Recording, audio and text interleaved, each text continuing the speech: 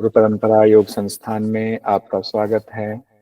आज हम लोग पेपर 2 यूनिट 5 में रिवीजन कर रहे हैं। रिवीजन में अगर आप पढ़ के रिवीजन को देखेंगे तो बहुत आसानी से हो जाएगा। शुरुआत ही हुई है इसकी घेरन संगीता में कि घेरन ऋषि हैं और एक चंडकपाली नाम का राजा है। दोनों के बीच में संवाद है। राजा गए हैं घेरन ऋषि के पास तत्व ज्ञान को जानने के लिए और वो कह रहे हैं कि तत्व ज्ञान का जो कारण है घटस्थ योग, तत्व ज्ञान का कारण घटस्थ योग है, ये पहले ही राजा ने बोल दिया हुआ है और वो कहते हैं कि मैं उससे जानने का इच्छुक हूँ। तो हठ योग ग्रंथ के इस घेरन संहिता में घटस्थ योग भी है। तो ये भी कई बार पूछा जाता है, घटस्थ योग संबंधित है, घेरन संहिता से है।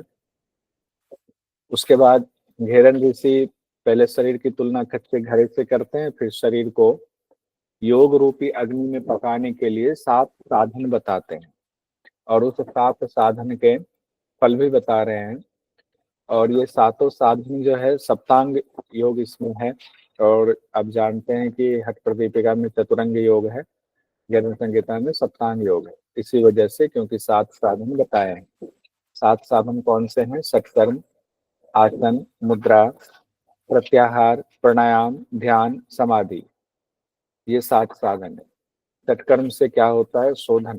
सत्कर्म क्यों करना है? शोधन क्रिया के लिए। आसन से क्या होगा? दृढ़ता आती है। मुद्रा से स्थिरता आती है। प्रत्याहार से धैर्य। प्राणायाम से लाघवता आती है। ध्यान से प्रत्यक्षम, आत्मा का प्रत्यक्षीकरण होता है। और समाधि से निर्लिप्तता की स्थिति आती है। ये भी एग्जाम में पूछा जा सकता है, ध्यान रखें। उसके बाद घेरन ऋषि कहते हैं माया के समान कोई पाप नहीं है, योग के समान दुनिया में कोई शक्ति नहीं है, योग ही सबसे बड़ी शक्ति है। ज्ञान से बढ़कर कोई बंधु नहीं है, अहंकार से बढ़कर कोई शत्रु नहीं है। अगर अहंकार है तो सबसे बड़ा शत्रु अहंकार ही है। उसके बाद एक दो क्वेश्चन देख लेते हैं, फिर बढ़ते जाएंगे। घेरन संहिता के मुताबिक समाधि के साधन से क्या होता है? समाधि के साधन से निर्लिप्तता आती है, अभी हमने देखा। आसन रूपी साधन से क्या होता है? आसन से दृढ़ता आती है। मुद्रा रूपी साधन से क्या होता है? मुद्रा से स्थिरता आती है। मुद्रा से स्थिरता। घेरन संहिता के मुताबिक ध्यान रूपी साधन से क्या होता है? ध्यान से प्रत्यक्षीकरण होता है। अब जो सप्त साधन है उसका पहला अभ्यास हमारा सटकर्म है। अब सटकर्म की विस्तृत व्याख्या हम लोग देख लेते हैं। पहले एक पेज में पूरा सटकर्म का देखते हैं। घेरन संहिता में सटकर्म की बहुत विस्तृत व्याख्या बताई गई है। सटकर्म तो 6 के 6 ही है, धोती, बस्ती, नेति, लौकी, त्राटक, कपाल भाती, लेकिन सबके अलग अलग भेद बताए गए। जैसे धोती 4 प्रकार का बताया गया है। अंतर्धोती, दंत धोती, हृदय धोती, मूल शोधनम। अंतर्धोती, दंत धोती, हृदय धोती, मूल शोधनम, ये आपके टिप पे याद होना चाहिए। धोती के 4 भेद। फिर अंतर्धोती के 4 भेद हैं, वाक्सार, वारिसार, वहनिसार, बहिष्कृत। फिर दंत धोती के 5 भेद हैं, दंत मूल, जिह्वा मूल, कर्णरंध्र, कपाल रंध्र। कर्णरंध्र को 2 माना गया है, तो मंत्र में लिखा हुआ है 2, तो 5 शब्द लिखा हुआ है। दंत धोती 5 प्रकार की, यह ध्यान रखेंगे। हृदय धोती 3 प्रकार का है, दंड धोती, वमन धोती, वसन धोती। मूल शोधनम 1 प्रकार का है, मूल शोधनम 1 प्रकार का। उसके बाद वस्ती है, वस्ती 2 है, जल वस्ती, शुष्क वस्ती। फिर नेति है, नेति तो सब जगह एक ही है, जिसमें सूत्र नेति की ही बात आती है। लौलिकी है, जिसको नौली भी कहते हैं, त्राटक है। उसके बाद कपाल भाती, इसमें घेरन संहिता में बिल्कुल अद्भुत तरीके से बताया गया। 3 तरीके के कपाल भाती की चर्चा है, वातक्रम, व्योतक्रम, शीतक्रम।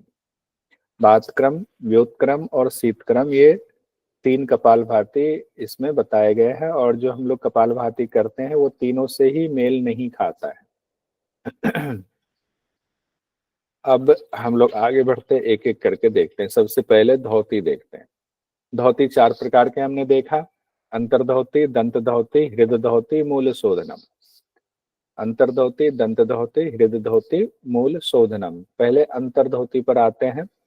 अंतर्धोती में कौन कौन से हैं? 4 प्रकार है, वातसार, वारिसार, वहनिसार, बहिष्कृत। वातसार, वारिसार, बहनिसार और बहिष्कृत। वहनिसार ही अग्निसार है।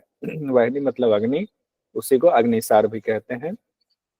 क्वेश्चन पूछा गया था, अंतर्धोती का भाग निम्नांकित में से कौन सा है? अंतर्धोती का भाग, दंत धोती, दंड धोती, बहिष्कृत, मूल शोधनम। अंतर्धोती का कौन सा इसमें होगा? बहिष्कृत।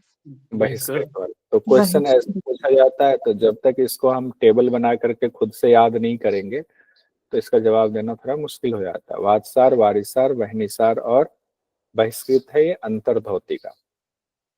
अंतर्धोती में एक एक बार बस देखते चले जाते हैं। वातसार का मतलब है, वात मतलब वायु, तो कौवे की चोंच की भांति मुख करके धीरे धीरे वायु को अंदर खींचे, फिर पेट को चलाएं, उसके पश्चात वायु का रेचन कर दें। और कई विद्वानों ने, इसमें भी किताबों में कंफ्यूजन होते है, कई विद्वानों ने कहा है पश्चात का अर्थ गुदा मार्ग से रेचन करना है। कई विद्वानों का कहना है पश्चात का मार्ग सिर्फ रेचन करने की बात है, ये नहीं कहा गया है कि मुख से रेचन करना है कि गुदा द्वार से रेचन करना है। वातसार परम गोपनीय है, ये देह को निर्मल बना देता है। फल में आ गया, सभी रोगों का नाश करता है, देह की अग्नि को बढ़ाता है। उसके बाद है वारिसार। वारी मतलब होता है जल। पहले क्रिया विधि देख लेते हैं, फिर लाभ भी देख लेंगे। कहा गया वारिसार में मुख से धीरे धीरे कंठ पर्यंत यानी कंठ तक पानी पी लेंगे, फिर पेट को चलाएंगे, उसके बाद पानी को गुदा द्वार से बाहर निकाल देंगे। और वारिसार को कहा गया लाभ में कि परम गोपनीय है, देह निर्मल बन जाता है, इसका अभ्यास प्रयत्न पूर्वक करना चाहिए, शरीर देवता के समान दिव्य बन जाता है। वारिसार क्रिया को ही शंख प्रक्षालन की तरह इस्तेमाल आजकल किया जाता है, इसको शंख प्रक्षालन हम लोग कहते हैं। उसके बाद तीसरा है वहनिसार, जिसको अग्निसार भी कहते हैं। क्रिया विधि है, नाभि ग्रंथि को 100 बार मेरु पृष्ठ से लगाए। ये एक बार एग्जाम में पूछा भी गया था और ये नीचे देख दिया हुआ भी है। नाभि ग्रंथि को 100 बार मेरु पृष्ठ से लगाएं, तो इसका नाम क्या होगा? अग्निसार संज्ञक धोती है, योगियों को सिद्धि देती है, उदर के रोग दूर करती है, जठराग्नि बढ़ाती है, परम गोपनीय है, देवताओं के लिए भी दुर्लभ है। केवल इस धोती से ही देवताओं जैसा शरीर प्राप्त किया जा सकता है। क्वेश्चन इस तरह से पूछा गया था, घेरण संहिता के अनुसार निम्नलिखित में से किस योगाभ्यास में नाभि को मेरुदंड की तरफ 100 बार दबाया जाता है तथा जो उदर के विकार के लिए लाभदायक है? इतना लंबा क्वेश्चन पूछा कंफ्यूज करने के लिए। तो अग्निसार इसमें आंसर हमारा, अग्निसार। अब है, उसके बाद हमने देखा वातसार, वारिसार, अग्नि, वहनिसार और बहिष्कृत, ये अंतर्धोती के भेद। बहिष्कृत, बहिष्कृत में है कौवे की चोंच के समान होठों को बना करके वायुपान करते हुए उदर को भर लें, आधे प्रहर यानी 1.5 घंटे तक वायु को रोकना है, फिर पेट चलाते हुए गुदा मार्ग से वायु को बाहर निकाल देना है। ये बहुत ही गोपनीय धोती क्रिया है, इसे किसी भी हाल में हमें दूसरों को नहीं बताना है, प्रकाशित नहीं करना है। इसमें भी कौवे की चोंच के समान है। और ऊपर हम लोगों ने वातसार में भी पढ़ा हुआ था कौवे की चोंच के समान, तो ध्यान रखिएगा दोनों में। देखिए वातसार में भी हम लोगों ने कौवे की चोंच की तरह दिया हुआ था कि उसमें वायुपान करना है, रखना पड़ेगा। उसके बाद इसी में नाड़ी प्रक्षालन एक आता है, जिसको प्रक्षालन कर्म भी कहते हैं। नाभि तक जल में स्थित होकर के शक्ति नाड़ी को बाहर निकाले, दोनों हाथों से तब तक इसे साफ करें जब तक कि मल साफ ना हो जाए। साफ हो जाने के बाद नाड़ी को फिर से अंदर स्थापित कर दे। यह गोपनीय है और देवताओं के लिए भी दुर्लभ है। इसमें कहा गया नाभि नाभि मग्न जले स्थित्वा शक्ति नाड़ी विसर्जित, शक्ति नाड़ी को बाहर निकाल करके उसको साफ करने की बात कही गई है। और इसमें सावधान किया गया है एक लाइन में कि साधक की स्थिति जब तक आधे याम यानी 1.5 घंटे तक वायु रोकने की क्षमता ना हो जाए तब तक बहिष्कृत महाधोती का अभ्यास ना करें। इससे महाधोती भी कहा गया, ये ध्यान रखेंगे। इस सावधानी से संबंधित सवाल भी हो सकता है आ जाए, या महती बहिष्कृत धोती ना करें जब तक 1.5 घंटे तक वायु रोकने की क्षमता नहीं आ जाती है। अब उसके बाद अंतर धोती हम लोगों ने देख लिया। अंतर धोती के बाद है दंत धोती। दंत धोती हमने अभी पढ़ा, 5 प्रकार का होता है दंत धोती। 5 प्रकार के कौन कौन से हैं? दंत धोती में मुंह के अंदर की सफाई करनी है, दंत मूल, जिह्वा मूल, उसके बाद कान की सफाई। दोनों कान को 2 माना गया है, कर्ण रंध्र धोती, फिर कपाल रंध्र धोती। इस तरह से 5 हुआ दंत धोती के 5 प्रकार। अंग्रेजी की वजह से दिक्कत ना हो जाए, ध्यान रखिएगा। और एक चीज़ और, पिछली बार जो हुआ था कि इंग्लिश वाला भी एक बार देख लीजिएगा, कहीं कन्फ्यूजन हो तो। अब फिर क्योंकि क्वेश्चन मिलेगा नहीं हिंदी की वजह से, इंग्लिश वाला ही फाइनल माना जाएगा किसी भी विवाद की स्थिति में। तो 5 है कि 4 है, ये इस तरह की चीज़ें हो सकती हैं, दिक्कत आ जाए। दंतमूल 1 हुआ, जिह्वा मूल 1 हुआ, तो दो हो गया। और कर्ण रंध्र में दोनों कान है तो ये 2 हो गया, 4। और एक कपाल रंध्र, ये 5वां हो गया। बार बार माइक किनका खुल रहा है बीच में? माइक मत खोलिए। दंतमूल में है खादिर के रस, शुद्ध मिट्टी से दांतों के जड़ों को तब तक साफ करेंगे जब तक मल साफ ना हो जाए। तो यहाँ से क्वेश्चन आता है कि किस किस चीज़ से दांतों की सफाई की बात आई हुई है। तो खादिर खैर के रस से और शुद्ध मिट्टी से, खादिरेन रसेनाथ शुद्ध मृत्यु कयात था। तो 2 चीज़ों की बात आई है। योग साधक इसे प्रमुख कर्म मानते हैं, दांतों की रक्षा के लिए रोज सुबह इसे करें। और हम लोग सब करते भी हैं। अलग बात है कि अब इस्तेमाल हम लोग प्लास्टिक के ब्रश का इस्तेमाल करते हैं, लेकिन दांतों की सफाई करते हैं। दांतों की सफाई के बाद है जीभ की सफाई। जीभ की सफाई भी गांव में बचपन से किया जाता था। कैसे? टंग ब्रश हम लोग करते हैं, अभी भी करते हैं। इसमें 3 विधि बताई गई है घेरन संहिता में, जिह्वा मूल धोती में। एक तो सबसे पहले तर्जनी अनामिका मध्यमा, तर्जनी अनामिका मध्यमा 3 उंगली से, तर्जनी अनामिका मध्यमा 3 उंगली से जिह्वा के मूल का मार्जन करेंगे। इससे कफ दोष का निवारण होता है। उसके बाद कहा गया नवनीत यानी मक्खन से जिह्वा का बार बार दोहन करेंगे। फिर लोहे के यंत्र से कहा गया है तीसरी बार में जिह्वा को खींचना है। सुबह शाम रोज करना है इसका अभ्यास प्रयत्न पूर्वक। इसमें मंत्र में लिखा है नित्यम कुर्यात प्रयत्नेन रवै उदय के अस्त के, यानी कि रोज सूर्य के उदय और अस्त के समय इसका अभ्यास करना है। और उससे कहा गया क्या होता है, जिह्वा की लंबाई बढ़ जाती है। उसके बाद है कर्णरंध्र धोती, जो कि 2 माना जाता है। कहा गया तर्जनी और अनामिका को मिला करके योगी जन दोनों कानों के छिद्रों की सफाई करे। तो ये ध्यान रखिएगा, तर्जनी और अनामिका की बात की गई है। तो तर्जनी अनामिका देख लीजिए कैसे मिलाएंगे, तर्जनी और अनामिका। तर्जनी अनामिका कौन कौन सा हुआ? एक तो अनामिका हो गया आपका जो रिंग फिंगर है, और तर्जनी कहते हैं इंडेक्स फिंगर को। तो ये 2 उंगलियों की बात हो रही है। देखिए ये 2 उंगली, तर्जनी और अनामिका, इसको मिला करके कानों की सफाई करनी है। और बहुत इम्पॉर्टेंट है कि रोज अभ्यास करने से नाद की अनुभूति होती, नाद सुनाई देने लगता है। उसके बाद कपाल रंध्र धोती है। कपाल रंध्र धोती में भी कन्फ्यूजन है अलग अलग प्रकाशकों के बीच में। दाहिने हाथ के अंगूठे से कपाल रंध्र का मार्जन करना चाहिए। एक जगह ये लिखा हुआ है कि दाहिने हाथ के अंगूठे से कपाल रंध्र का मार्जन कीजिए। और बिहार स्कूल ऑफ योग की किताब में लिखा हुआ है वृद्धांग अंगुष्ठेन की मुट्ठी, कहा गया वृद्धांगुष्ठेन। हथेली का कप बनाने की बात है, हथेली का कप बना करके उसका मार्जन करना है। तो खैर जहाँ कन्फ्यूजन है उसको रहने देते हैं। इसके फायदे में कहा गया है कफ दोष का निवारण होता है, नाड़ियों की शुद्धि होती है और दिव्य दृष्टि मिलती है। ये इम्पोर्टेंट है, दिव्य दृष्टि मिलती है, ये कहा गया है। कब कब करेंगे? निद्रा की समाप्ति पर, यानी कि सुबह उठ करके करेंगे, ये इम्पोर्टेंट है। भोजन करने के बाद और निद्रा के पहले अभ्यास करेंगे। तो उसके लिए कहा है निद्रांते भोजनांते च दिवांते च दिने दिने, निद्रांते भोजनांते च दिवांते च दिने दिने। ये 2 चीज़ें इंपॉर्टेंट है। बाकी अभी हम लोग कंपैरिजन वाला भी देख लेंगे। परीक्षा में आता है कि दंतमूल धोती में किन किन चीज़ों का इस्तेमाल किया जाता है, ऊपर वाला रिवीजन हो जाएगा।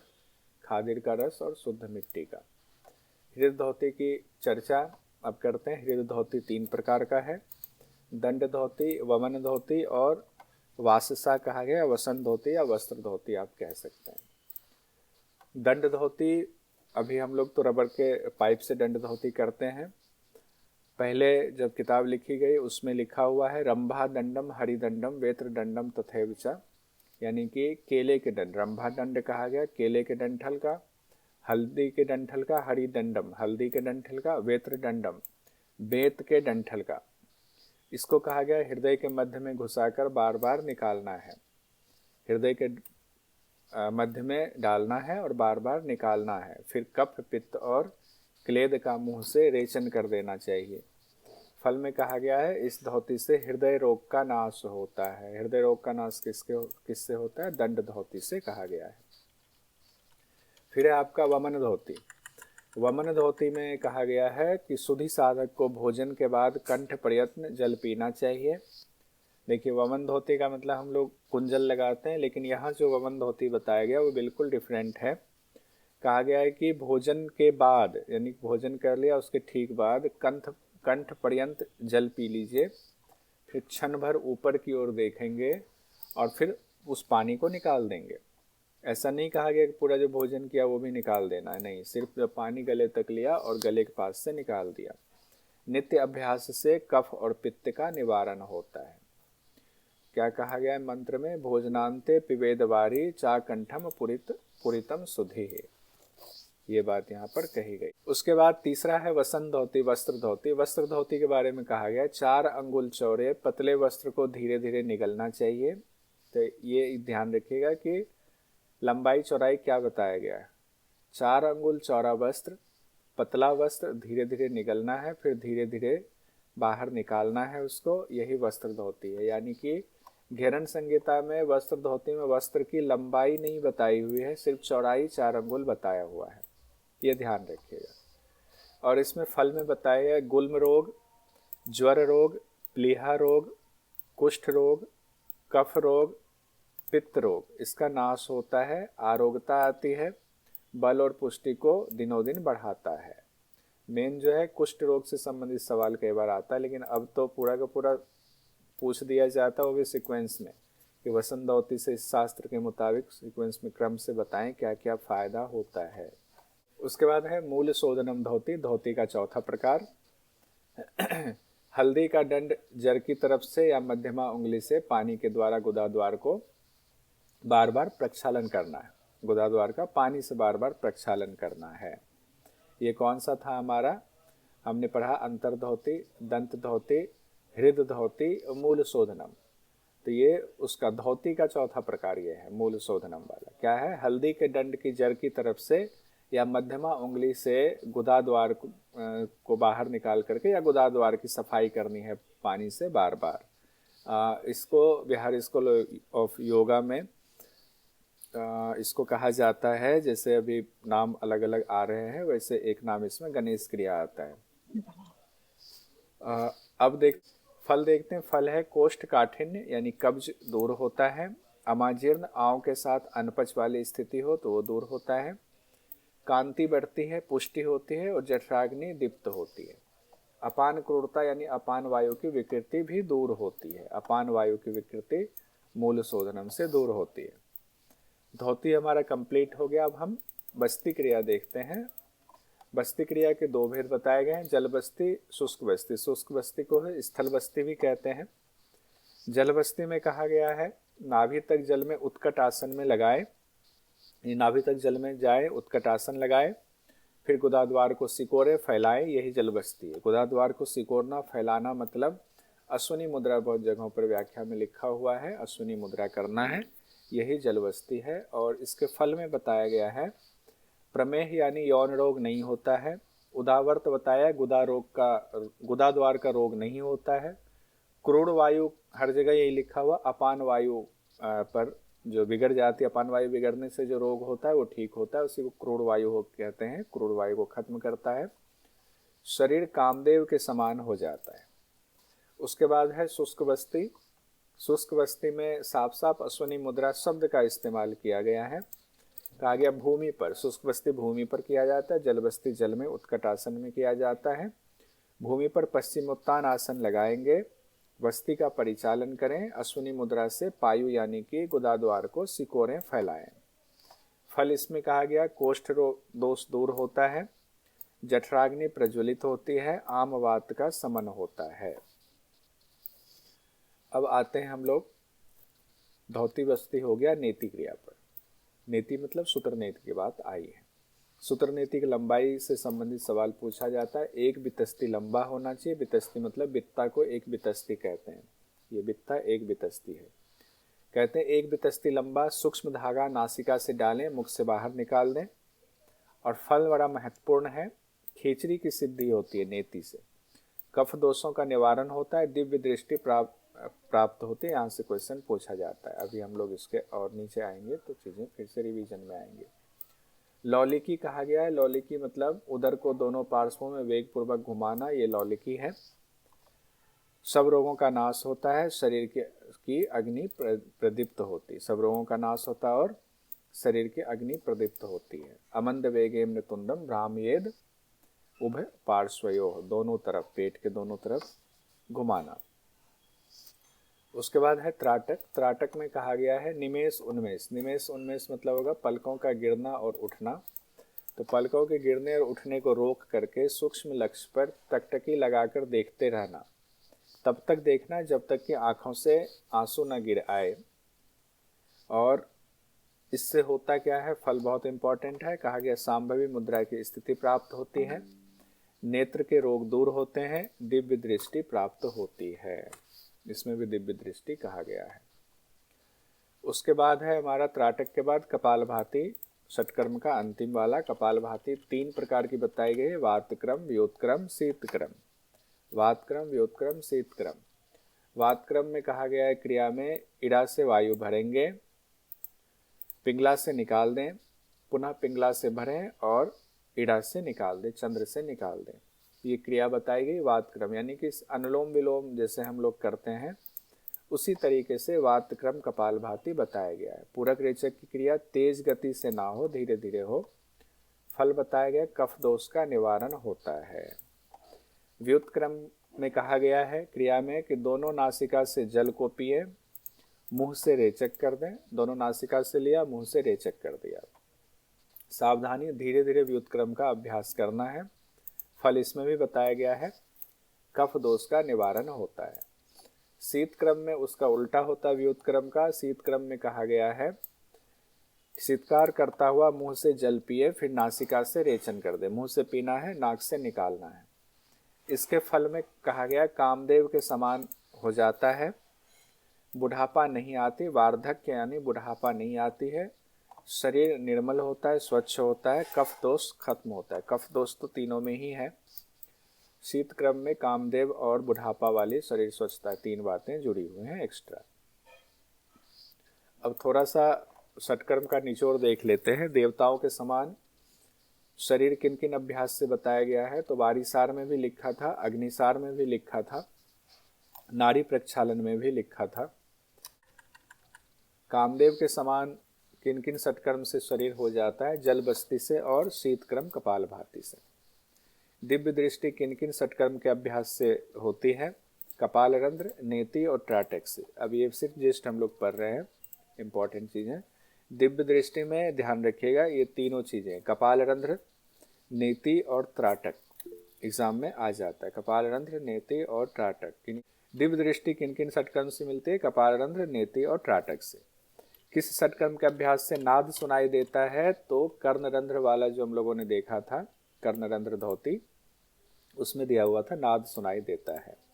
ये सब छोटी छोटी बातें जो एग्जाम में पूछ लिया जाता है। सटकर्म के किस किस अभ्यास से दिव्य दृष्टि मिलती है, कपालरंध्र से, नेति से और त्राटक से दिव्य दृष्टि मिलती है।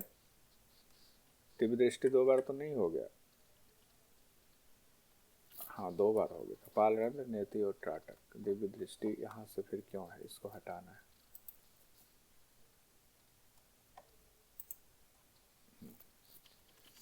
किन शोधन क्रियाओं से कफ दोष का नाश होता है, एक तो कपालभाति की तीनों ही क्रिया से कफ दोष का नाश होता है।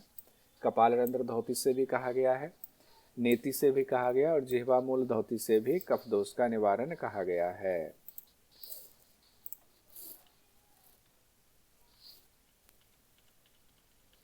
किन शोधन क्रियाओं से कफ पित्त दोष का नाश होता है, जिसमें कफ दोष भी है और पित्त दोष भी है। तो कहा गया दंड धोती से, उसके बाद वमन धोती से और वसन धोती से, तीनों से कहा गया। दंड धोती, वमन धोती, वसन धोती। तो कफ दोष में तो इसमें दंड वाला भी, वमन वाला, वसन वाला, ये तो आ ही जाएगा कफ में।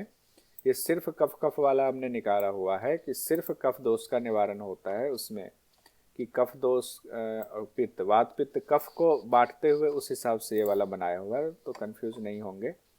किन शोधन क्रियाओं से कफ पित्त का, यानी कफ और पित्त दोनों का, तो दंड धोती में भी कफ पित्त की बात है, वमन धोती में भी कफ पित्त की बात है, और वसन धोती में भी कफ और पित्त की बात है। एकमात्र शोधन क्रिया जिससे हृदय रोगों का नाश होता है, तो दंड धोती में कहा गया है कि हृदय रोगों का नाश होता है। हृदय धोती में ही दंड धोती आपका आया हुआ है। उसके बाद है खेचरी की सिद्धि, सांभवी की सिद्धि। ये एग्जाम के लिए बहुत महत्वपूर्ण टॉपिक है। नेति से कहा गया खेचरी की सिद्धि होती है, और त्राटक से कहा गया सांभवी की सिद्धि होती है। नेति से खेचरी की सिद्धि, त्राटक से सांभवी की सिद्धि, ये ध्यान रखिएगा।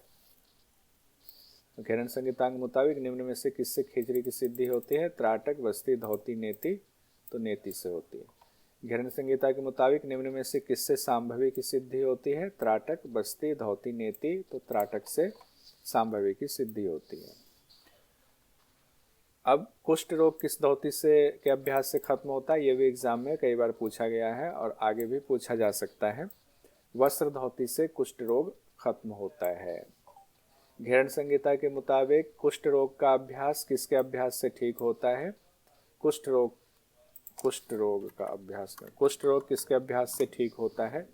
दंड धोती, वसन धोती, अंतर धोती, दंड धोती। तो वसन धोती या आपको वहाँ वस्त्र धोती मिल सकता है, तो वस्त्र धोती से होता है कुष्ठ रोग का निवारण।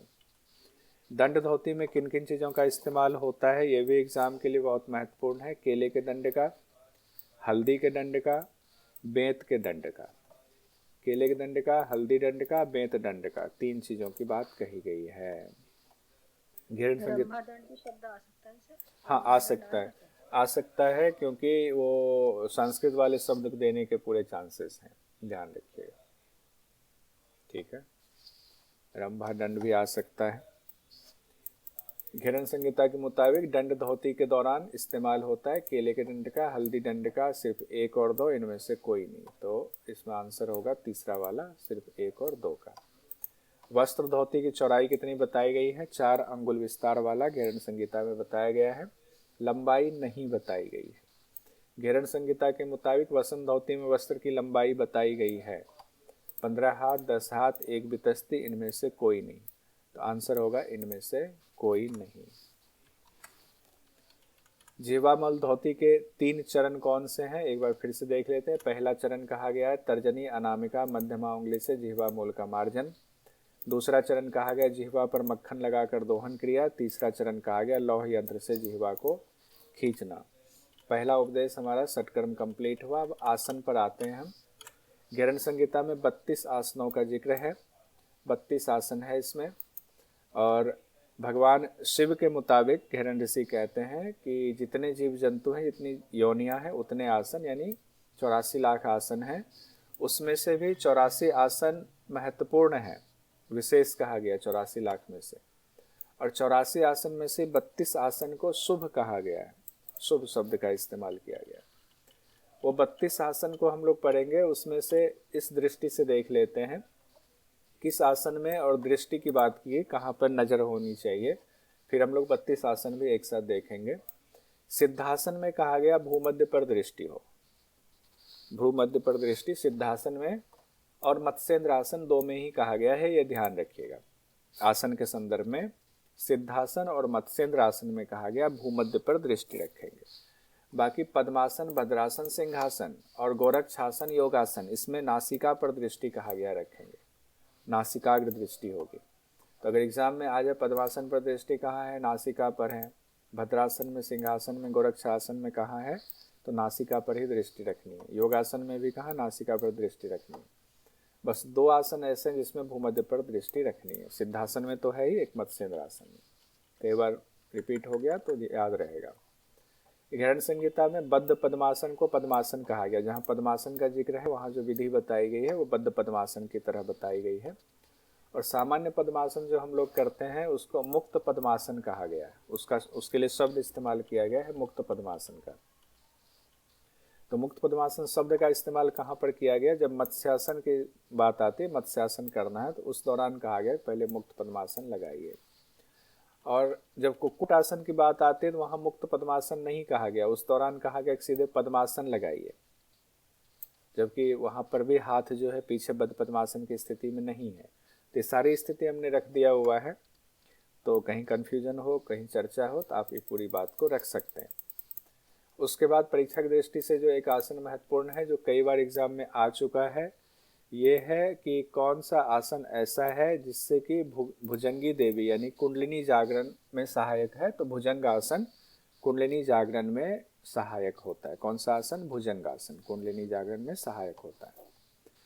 किन दो आसनों में देह की अग्नि को बढ़ने की बात कही गई? देह की अग्नि बढ़ती है, तो मकर आसन में और भुजंग आसन में, इसमें भी देह की अग्नि बढ़ने की बात हो रही। मकर आसन, भुजंग आसन। घेरन संहिता में किसी भी आसन में फल के दौरान रोग का नाम नहीं बताया गया, ये ध्यान रखेंगे। ऐसा नहीं बताया गया कि कोई भी आसन 32 के 32 आसन में ये नहीं कहा गया है इस आसन से ये रोग खत्म हो जाएंगे, ये वाली बात नहीं कही गई है। तो ये एक लाइन आपको ध्यान रखना चाहिए। अब कहा गया जालंधर बंद और दृष्टि कहाँ रखें, उसकी चर्चा आ रही है। जालंधर बंद लगाने की किस किस आसन में चर्चा है? तो सिद्धासन में कहा गया है सिद्धासन लगा के आप जालंधर बंद लगाएंगे। वहाँ शब्द आया है चिबुकम कृत्वा हृदय स्थापितम, यानी जालंधर बंद लगाना। और दृष्टि तो हम लोग ऊपर पढ़ ही चुके हैं, भूमध्य में कहा गया सिद्धासन में। पद्मासन में भी कहा गया हृदय निधाय चिबुकम, यानी जालंधर बंद लगाना है। भद्रासन में भी कहा गया जालंधरम समासाध्यम, जालंधर बंद लगाना है। और सिंहासन में भी कहा गया जालंधर बंद लगाना है। और इन तीनों में पद्मासन, भद्रासन, सिंहासन में तो नासिका पर दृष्टि रखनी है। मत्स्येंद्र आसन में बंद की बात नहीं की गई है, लेकिन भूमध्य पर दृष्टि की बात की गई है।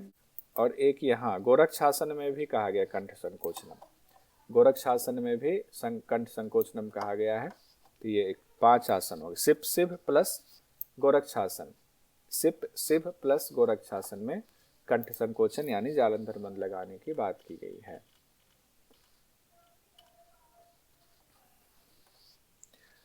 हमने कहा कि कोई भी 32 आसन में से कोई आसन ऐसा नहीं है जिसमें ये कहा गया हो कि कोई रोग पर्टिकुलर नाम लेकर के कोई रोग दूर हो रहा है। लेकिन मोटा मोटा ये कहा गया पद्मासन से व्याधि विकार नाश करम, व्याधि और विकारों का नाश होता है। कौन से रोग का ये नाम नहीं लिया गया है। भद्रासन में कहा गया सर्व व्याधि विनाशकम, सभी व्याधियों का नाश होता है। सिंहासन में कहा गया सर्व व्याधि विनाशकम, सभी व्याधियों का नाश होता है। और मत्स्यासन में कहा गया है रोग घनम, यानी रोगों को दूर करता है। भुजंगासन में भी कहा गया है सर्व रोग विनाशकम। एक बार पूरा अब देख लेते हैं। नाम पर्टिकुलर नहीं कहा गया है किसी भी आसन में कि ये वाला रोग दूर होगा। सिद्धासन में कहा गया है मोक्ष के कपाट का भेदन करने वाला, यानी मोक्ष द्वार का भेदन करता है सिद्धासन। पद्मासन क्या है? सभी व्याधियों का नाश करता है। भद्रासन क्या है? ये भी सभी व्याधियों का नाश करता है। मुक्तासन में कहा गया सिद्धि देने वाला है। वज्रासन में कहा गया सिद्धि देने वाला है। सिंहासन में सर्वव्याधि विनाशकम कहा गया है।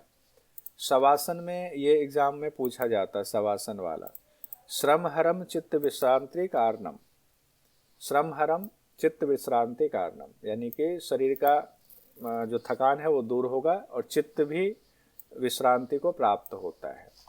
यहाँ से एग्जाम में क्वेश्चन पूछा जाता है। मत्स्यासन में कहा गया रोग दूर होता है, नाम यहाँ भी नहीं है। मकरासन में कहा गया देह की अग्नि बढ़ती है। भुजंगासन में हम लोग देख ही चुके थे कि जागृति भुजंगी देवी यानी कि कुंडलिनी जागरण होता है और सभी रोगों का नाश होता है। अब एक बार ये देख लेते हैं जिनके फल बताए गए हैं उन आसनों के, और कुछ आसन ऐसे जिनके फल के बारे में बताया ही नहीं गया। जैसे फल में है किसी में सभी व्याधियों का नाश है, किसी में बताया गया मोक्ष कपाट का भेदन है। तो वो एक बार फिर से देख लेते हैं हम लोग एक साथ। इसको ऐसे करेंगे तो बीच बीच में कट के आ रहा है। अब जिनके फल बताए गए, जिनके फल नहीं बताए गए, आसन का नाम लिखा लेकिन फल की चर्चा ही नहीं है, तो जिनके फल की चर्चा नहीं है पहले वो देख लेते हैं। स्वस्तिक आसन का कोई फल नहीं बताया गया है, वीरासन का कोई फल नहीं बताया गया है, गोमुख आसन धनुरासन का कोई फल नहीं बताया गया है, गुप्तासन मत्स्येंद्र आसन कोई फल नहीं बताया गया, पश्चिमोत्तान आसन, उत्कट आसन, संकट आसन, मयूरासन, कुक्कुट आसन, कुर्मासन, उत्तान कुर्मासन, मंडूकासन, उत्तान मंडूकासन, वृक्षासन, गरुड़ासन, वृषासन, शलभासन, उष्ट्रासन और योगासन, इनके कोई फल नहीं बताए गए। इसका मतलब ऐसा नहीं है कि इनका कोई फायदा नहीं होता है, गुरु के लिए छोड़ दिया गया होगा, फायदा लिखा नहीं है।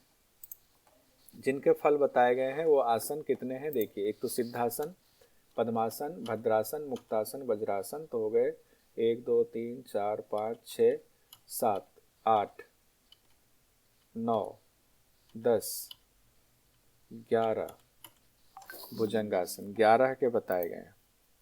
एक सेकंड, 11 भुजंगासन तक बताया गया है। 11 आसन जैसे हैं जिनके कि फल बताए गए। एक बार फिर से रिवीजन हो रहा है हमारा।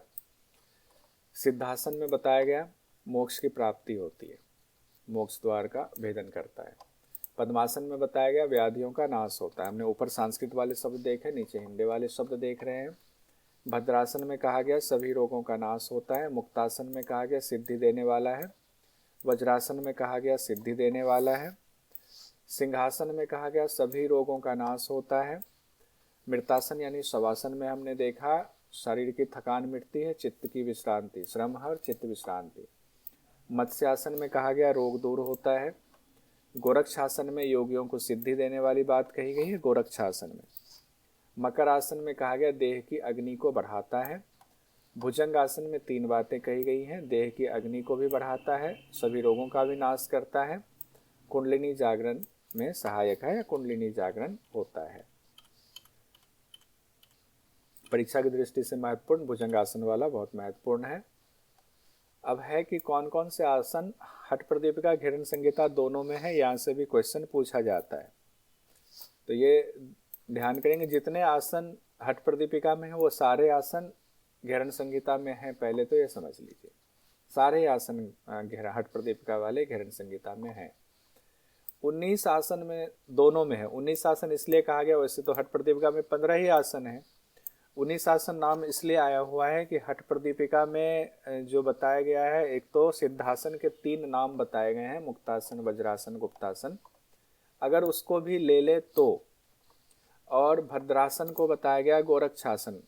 तो यहाँ पर घिरण संहिता में मुक्तासन, वज्रासन, गुप्तासन अलग से लिखा हुआ है, थोड़ा थोड़ा अंतर बताया गया सिद्धासन करने की विधि में जो आपने डिटेल पढ़ा होगा, और भद्रासन का दूसरा नाम गोरक्षासन बताया गया। तो इसमें वो दोनों चीज़ें हैं, जबकि हठ प्रदीपिका में 15 ही आसन है, उस हिसाब से 15 के 15 आसन घिरण संहिता में हैं।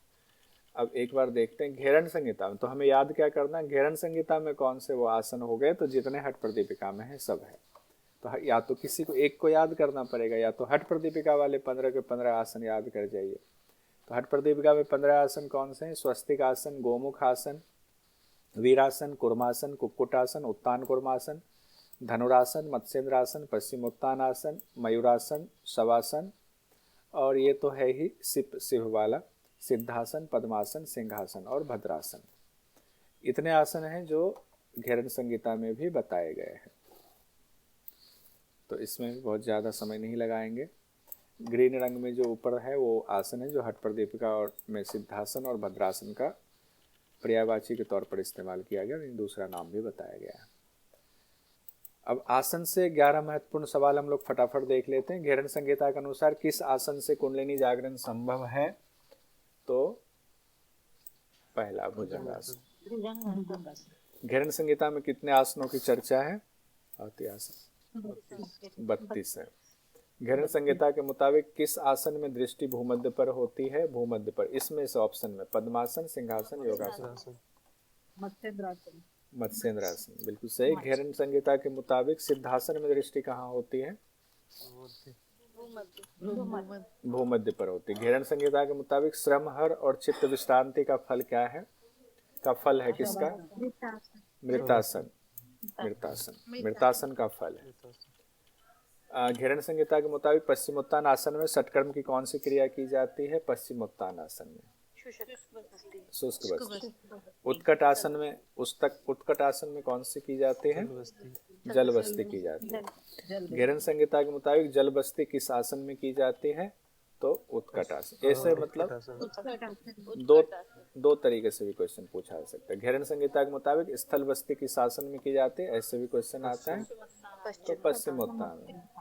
पद्मासन में दृष्टि कहाँ होती है घेरण संहिता में? नासाग्र पर होती है, नासाग्र। घेरण संहिता के मुताबिक किस आसन से मोक्ष की प्राप्ति होती है? सिद्धासन को मोक्ष की प्राप्ति होती है। अब हम लोग आते हैं मुद्रा पर। तृतीय अध्याय में पहुंचते हैं। मुद्रा, सबसे ज्यादा मुद्रा का यहीं पर जिक्र किया गया। 25 मुद्राओं की चर्चा है घेरण संहिता में। 25 मुद्राएं। बंद और धारणा को भी मुद्रा ही माना गया है। अलग अलग करके अगर देखते हैं तो 4 बंद, 16 मुद्रा और 5 धारणा, सबको मिला करके मुद्रा ही बोला गया है। लेकिन उसमें है 4 बंद, 16 मुद्रा है और 5 धारणा अलग से बताया हुआ 5 धारणा। पहली मुद्रा महामुद्रा है। अंतिम मुद्रा जो सीक्वेंस में मंत्र के मुताबिक भुजंगनी मुद्रा है। और बिहार स्कूल ऑफ योग में क्या किया गया है? अलग अलग बंद को, मुद्रा को, धारणा को अलग अलग करके बताया गया है। तो एग्जाम की दृष्टि से मंत्र में देखें तो पहली मुद्रा महामुद्रा है और अंतिम मुद्रा आपका भुजंगिनी मुद्रा है। इसके भी इम्पोर्टेंट पॉइंट्स को हम लोग फटाफट देख लेते हैं। महामुद्रा के लाभ देख लेते हैं, कैसे करना है वो सब डिटेल में आपने पढ़ा हुआ है। लाभ में कहा गया जो पूछा जाता है, क्षय, कास, उदावर्त, प्लीहा, जीर्ण ज्वर सहित सभी रोग दूर होते हैं। क्षय, कास, उदावर्त, प्लीहा, जीर्ण ज्वर सहित सभी रोग दूर होते हैं। लेकिन कुछ पुस्तकों में ये बात कही गई है, वलितम पलितम रोग भी लिखा हुआ है मंत्र में। कुछ पुस्तक में वलितम पलितम निवार्यत भी लिखा हुआ है, लेकिन सभी पुस्तकों में नहीं है। एग्जाम में जो हमने पैटर्न देखा उसमें वलितम पलितम वाला महामुद्रा का नहीं लिया गया है। लेकिन आपको नज़र बनाए रखनी होगी कि क्वेश्चन कैसा पूछा जा रहा है, क्योंकि एक पुस्तक में एक प्रकाशक ने वलितम पलितम नहीं दिया महामुद्रा में और एक प्रकाशक ने दिया हुआ है। अब एग्जाम में कैसे क्वेश्चन पूछा जाता है उस हिसाब से आप इसका डिसीजन लेना। अभी इस पर बहुत ज़्यादा कुछ नहीं कह सकते हैं।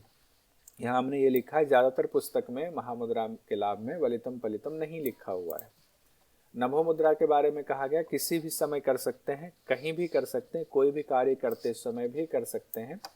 एक तो हम लोग प्राणायाम करते हैं ना, कौन सा प्राणायाम जो कभी भी कहीं भी कर सकते हैं, किसी भी स्थिति में कर सकते हैं, तो उज्जयी कहीं भी कर सकते हैं। उसी तरह नभो मुद्रा के बारे में कहा गया, इसको याद देखिए, उज्जयी तो सबको याद है क्योंकि हर ग्रंथ में कहा गया है तो हम तुरंत उसको याद कर लेते हैं, इतनी बार पढ़ा हुआ है हमारा।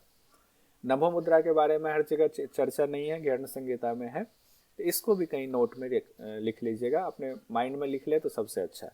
किसी भी समय कहीं भी कोई भी कार्य करते हुए कर सकते हैं। और नभो मुद्रा का दूसरा नाम आकाशी मुद्रा भी है, इससे भी क्वेश्चन आ सकता है, ये भी ध्यान रखिएगा। आकाशी मुद्रा कौन सा? नभो मुद्रा को ही आकाशी मुद्रा कहते हैं। क्वेश्चन को देख ही लेते हैं, वो तो है ही घेरण संहिता के मुताबिक किस मुद्रा का अभ्यास किसी भी समय कहीं भी कोई भी कार्य करते हुए कर सकते हैं, तो नभो मुद्रा आंसर हो गया। उड्डयन बंद में बात की गई है महाखग को ऊपर उठाने की। उसका अर्थ ही होता है महाखग जब उड़ान भरता है, तो इसीलिए उड्डयन बंद नाम ही पड़ा हुआ है। तो महाखग ऊपर उठता है कहाँ? सुषुम्ना में, यानी कुंडलिनी जागरण होगा तभी महाखग ऊपर जाएगा। इसके लाभ क्या बताया गया उड्डयन बंद में? इसे मृत्यु मातंग केसरी भी कहा गया, यानी मृत्यु रूपी हाथी के लिए सिंह के समान, मृत्यु मातंग केसरी। उड्डयन बंद को बंधों में विशिष्ट कहा गया है। इसके भी अभ्यास से सहज ही मोक्ष मिल जाता है। उड्डयन बंद के बारे में ये लिखा हुआ है। उसके बाद जालंधर बंद है, 6 महीने के अभ्यास से सिद्धि मिल जाती है। जालंधर बंद के अभ्यास से 16 आधारों का बंधन होता है, ये इंपॉर्टेंट है, ये ध्यान रखिएगा।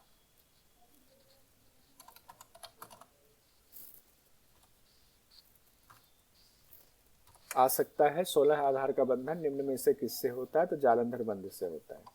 और 6 महीने अभ्यास करने से सिद्धि मिल जाता है।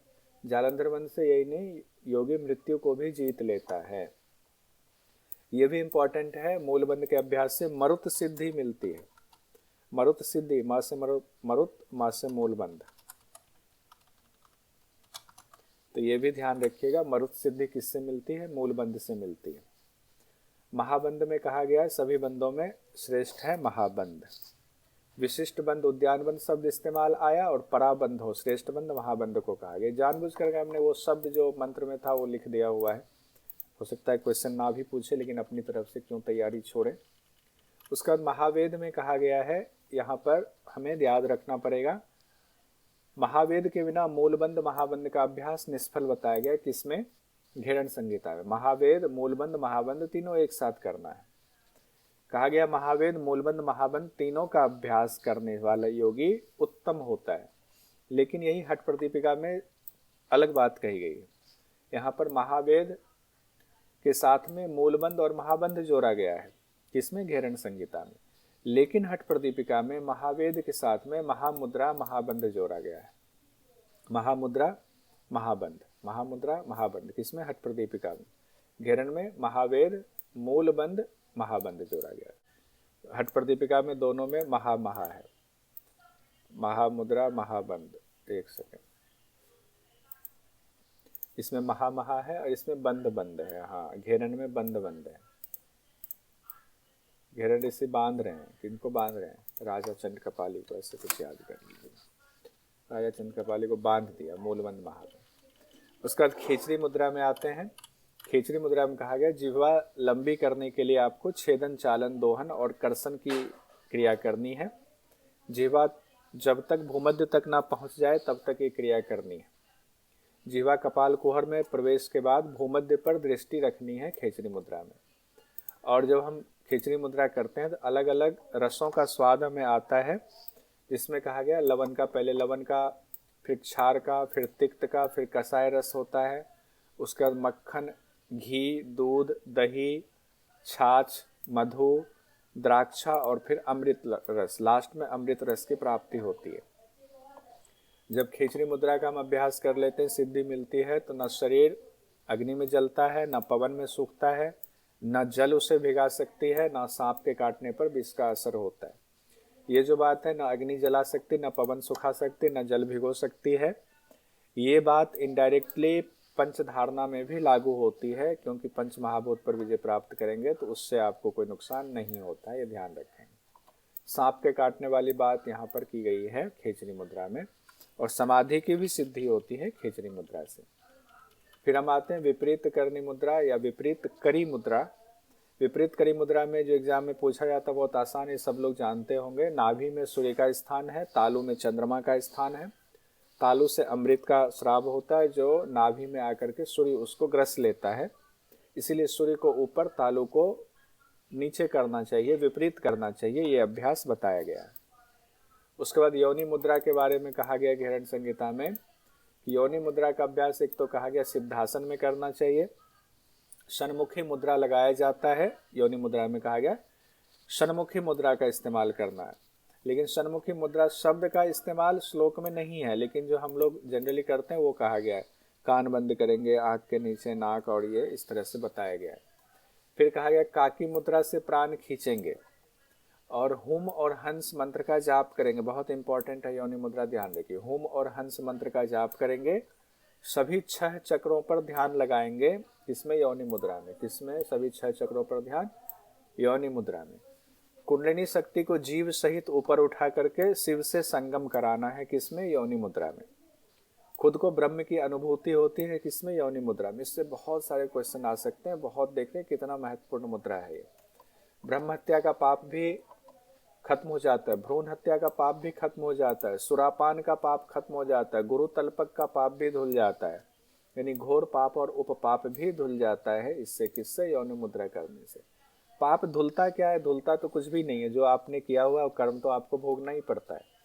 लेकिन जब आप पाप भोग रहे होते हैं तो आपको कष्ट की अनुभूति नहीं होती है। योनि मुद्रा जब आपकी सिद्ध हो गई तो आप ये मानते हैं कि हमारे किए हुए जो है शरीर उसको भोग रहा है, मैं नहीं भोग रहा हूँ। अभी तक हमें कष्ट होता है, हम कहते हैं कि मुझे दुख हो रहा है, मुझे बड़ा कष्ट हो रहा है। लेकिन योनि मुद्रा लगा लेंगे, आपको कष्ट होगा तो आप ये नहीं कहेंगे कि मुझे कष्ट हो रहा है, शरीर से गलती हुई थी, शरीर कष्ट भोग रहा है। तो सारे पापों को भोगना तो पड़ता है। लेकिन एग्जाम की दृष्टि से बस हम लोग यहाँ पढ़ रहे हैं, योनि मुद्रा लगा करके ये सारे पाप धुल जाते हैं। सभी 6 चक्रों पर एक तरफ से ध्यान भी लगाना है।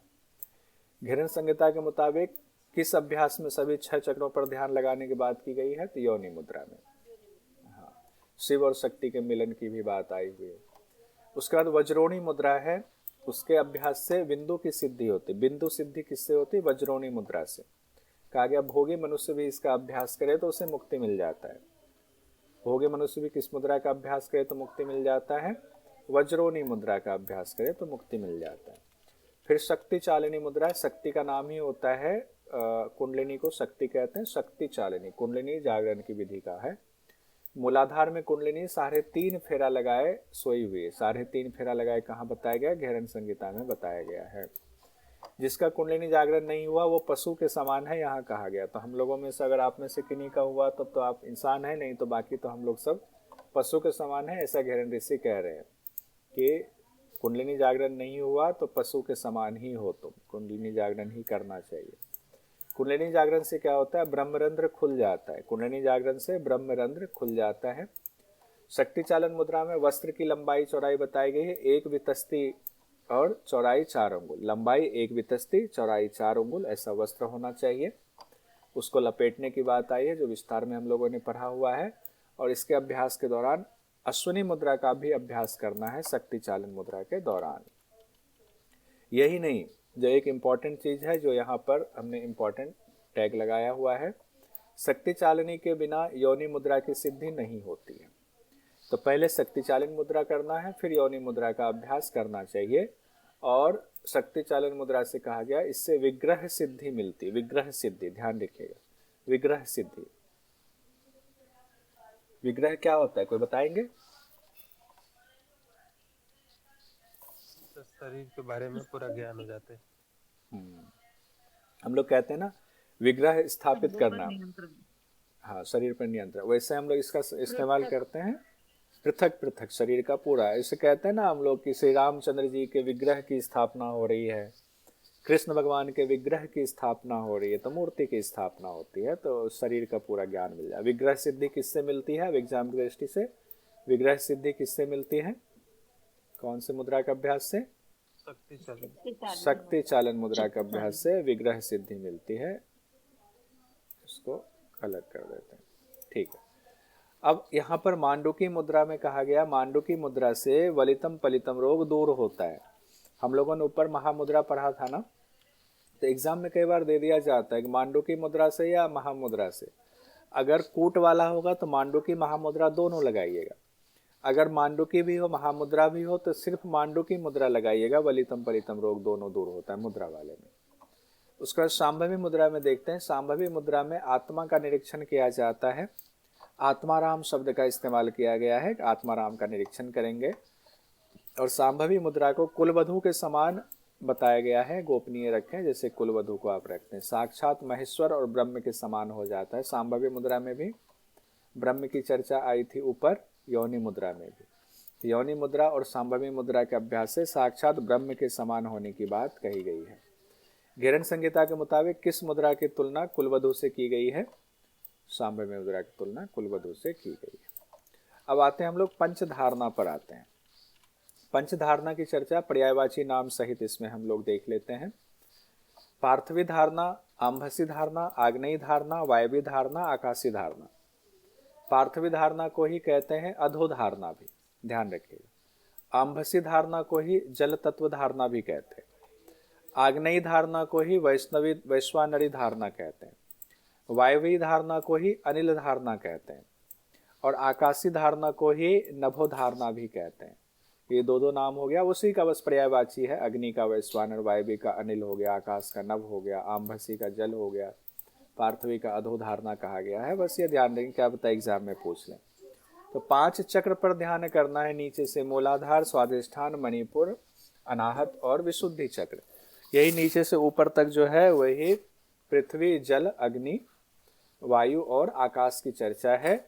और उसके बीज मंत्र हैं। बीज मंत्र क्या है? ल व र यह, लवर यह, यानी कि अगर निमोनिक में याद करें लवर यह, लम वम रम यम हम, ये नीचे से ऊपर सेट कर देंगे। देखिए इस टेबल में हमने सेट कर दिया हुआ है। कैसे सेट किया? चक्र हो गए आपके मूलाधार, स्वादिष्ठान, मणिपुर, अनाहत, विशुद्धि। हमने कोशिश किया उसी कलर में रखें। मूलाधार हो गया पार्थिवी धारणा, बीज मंत्र हो गया लम, देवता हो गए ब्रह्मा और तत्व हो गया पृथ्वी। रंग हो गया पीला, तो पीला रंग में कर दिया। स्वाधिष्ठान में कहा गया है आम्भसी धारणा, बीज मंत्र वम, देवता विष्णु भगवान, जल तत्व हो गया जल और रंग हो गया श्वेत।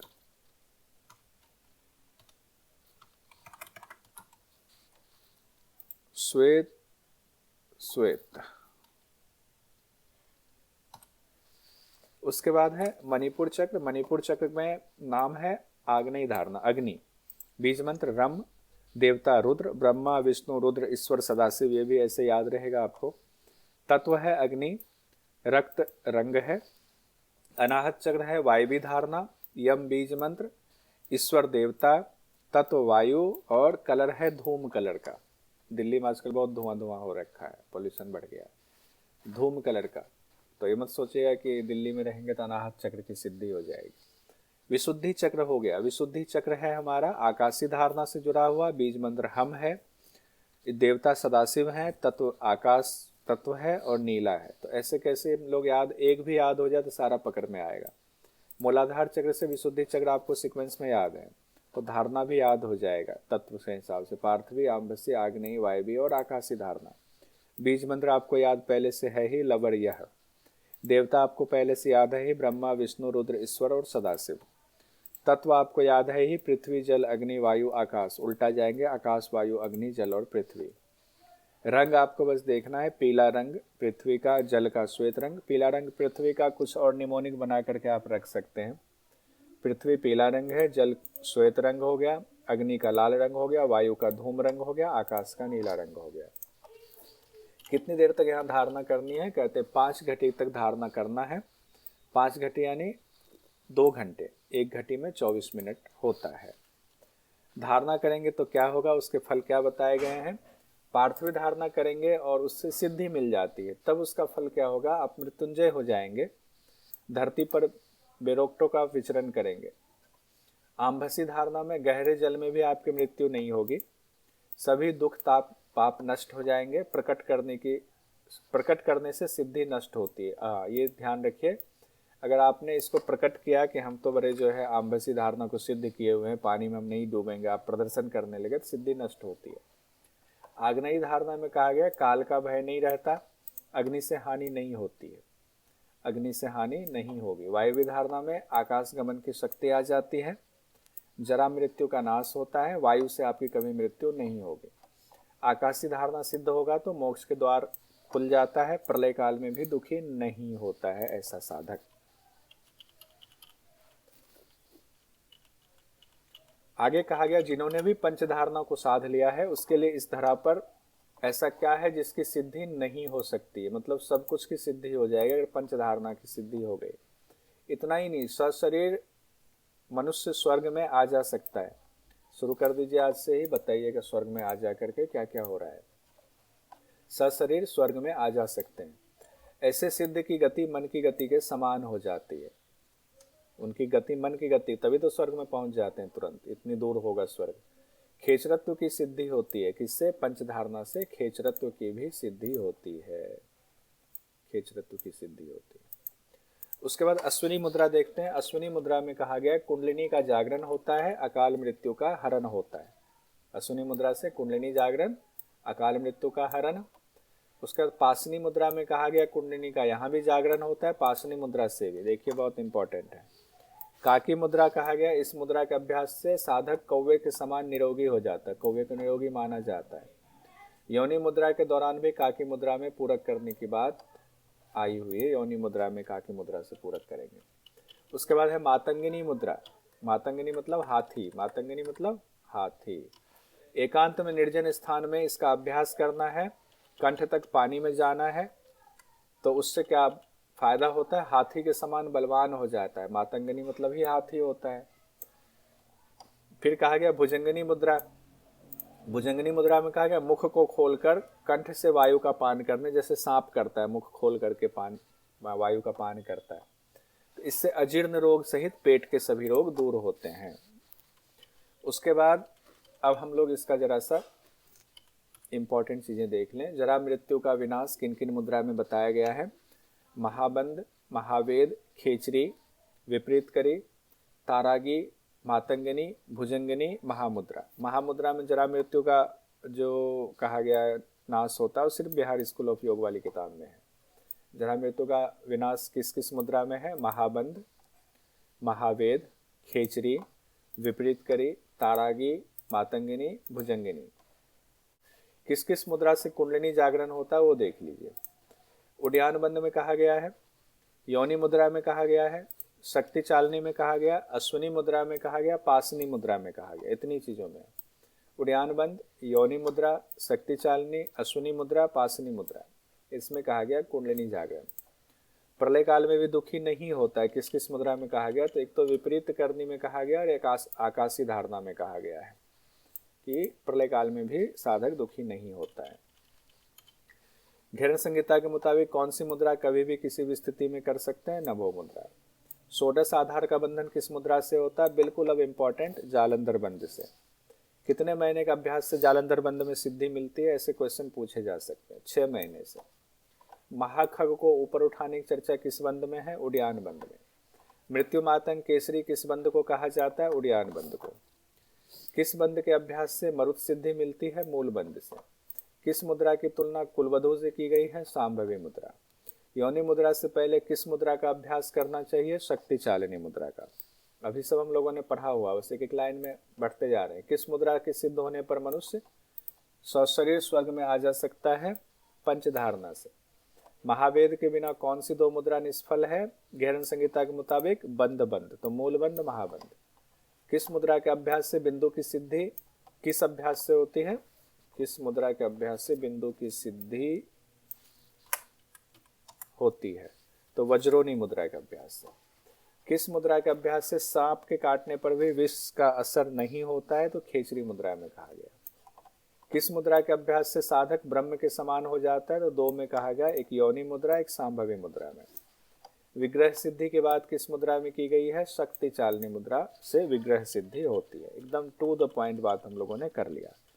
अब आते हैं हम चतुर्थ अध्याय प्रत्याहार। बहुत छोटा अध्याय है, किसी में 5 मंत्र बताया गया, किसी में 1-2 मंत्र कम ज्यादा है।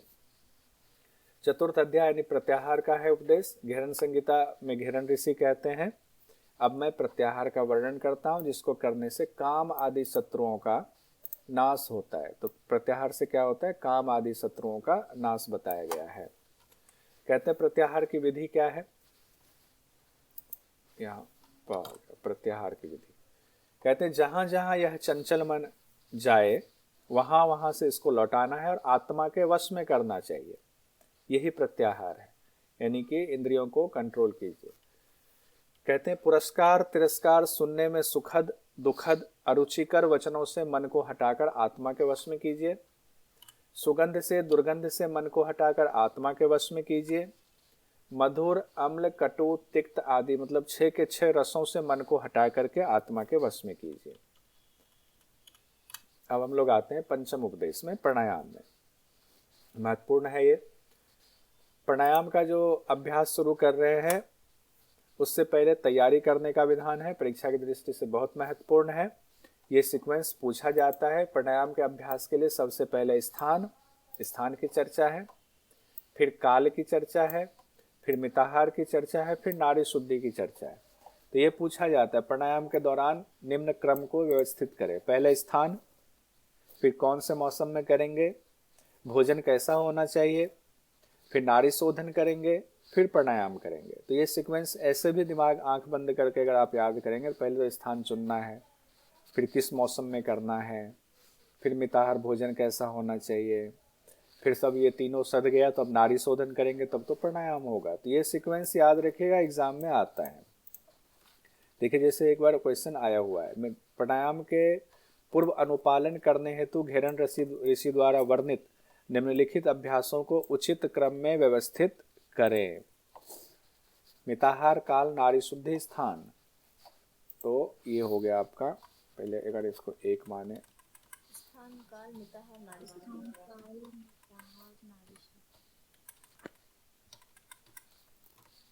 स्थान काल मिताहार नाड़ी शुद्धि। और ये क्वेश्चन बार बार रिपीट होता है, ध्यान रखिए। अब है स्थान की बात आते हैं। कहाँ अभ्यास नहीं करना चाहिए, पहले इसका जिक्र है। कहा गया दूर देश में नहीं करें, अरण्य यानी जंगल में नहीं करना है, और राजधानी यानी भीड़ भाड़ वाली जगह पे नहीं करना। राजधानी शब्द कहा गया, राजधानी के निकट नहीं करना है। क्यों नहीं करना है? कहा गया दूर देश में अविश्वास होता है, दूसरे देश में जाएंगे आपको कोई जानता पहचानता है नहीं, आपके ऊपर शक की दृष्टि से रखेगा। अरण्य में होता है, जंगल में असुरक्षा की भाव होता है, वहाँ सांप है, जंगली जानवर है, कीट पतंग, बहुत सारी चीजें हैं। राजधानी के पास क्यों नहीं करना है? क्योंकि वहां पर भीड़ होता है, आप जो करेंगे वो सब देखेगा, सब आपका मजाक उड़ाएगा, हो सकता है भीड़ भाड़ जुट जाए, क्या कर रहा है क्या नहीं कर रहा है। तो कहाँ करना चाहिए? कहा गया है सुदेशे धार्मिक राज्य सुभिक्षे निरुपद्रवे। अच्छा देश हो, धर्म को मानने वाला हो, सम्मान करने वाला हो, वहाँ आपको भिक्षा आसानी से मिल जाए, भोजन की दिक्कत ना हो, वहाँ लड़ाई झगड़ा उपद्रव वगैरह ना होता हो, निरुपद्रवे। अब कुटिया वहाँ पर कैसे बनाएंगे? तो चारों ओर से कुटिया के चारों ओर घेरा बनाएंगे, उसके अंदर कुआं या जलाशय होना चाहिए, जमीन ना ऊंची हो ना नीची हो, गोबर से लिपी हुई हो, कीट आदि से रहित हो, ये कहा गया है। योग का अभ्यास कब शुरू करना चाहिए? अब हम लोग काल पे आते हैं। कहा गया है योग का अभ्यास वसंत ऋतु और शरद ऋतु में करना चाहिए। वसंत ऋतु शरद ऋतु को बड़ा इंपॉर्टेंस दिया गया है। वसंत ऋतु शरद ऋतु, तो एग्जाम में कई बार ये क्वेश्चन आ चुका है, और जो आप लोग अभी सेट वेट का एग्जाम दिए हैं या फिर YCB का एग्जाम होता है, उसमें बहुत पूछा जाता है। वसंत ऋतु शरद ऋतु में ही योग का अभ्यास करें, लेकिन पुराने अभ्यासियों पर ये लागू नहीं होता, जो पहली बार कर रहे हैं उनके लिए। क्यों? क्योंकि इन दोनों ऋतुओं में ना तो ज़्यादा गर्मी होती है ना ज़्यादा ठंड होती है, तो बीमारियां कम होती हैं, इन्फेक्शन का खतरा नहीं रहता है। उसके बाद जो एग्जाम में अब यहाँ से भी क्वेश्चन पूछा जाने लगा, पहले नहीं आता था क्वेश्चन यहाँ से जनरली। हिंदी का महीना हमें याद नहीं रहता है। हिंदी के 12 महीने हैं, हमें जनवरी फरवरी याद है, अंग्रेजी वाला हिंदी वाला अपना महीना याद नहीं है। हमें 6 ऋतु है, हर एक ऋतु में 2 महीने का होता है, तो उसको भी याद करना चाहिए हमें। तो वसंत ऋतु, ग्रीष्म ऋतु, वर्षा ऋतु, शरद ऋतु, हेमंत ऋतु और शिशिर ऋतु, ये 6 ऋतु है। अभी कौन से ऋतु चल रहा है, कोई बता सकते हैं?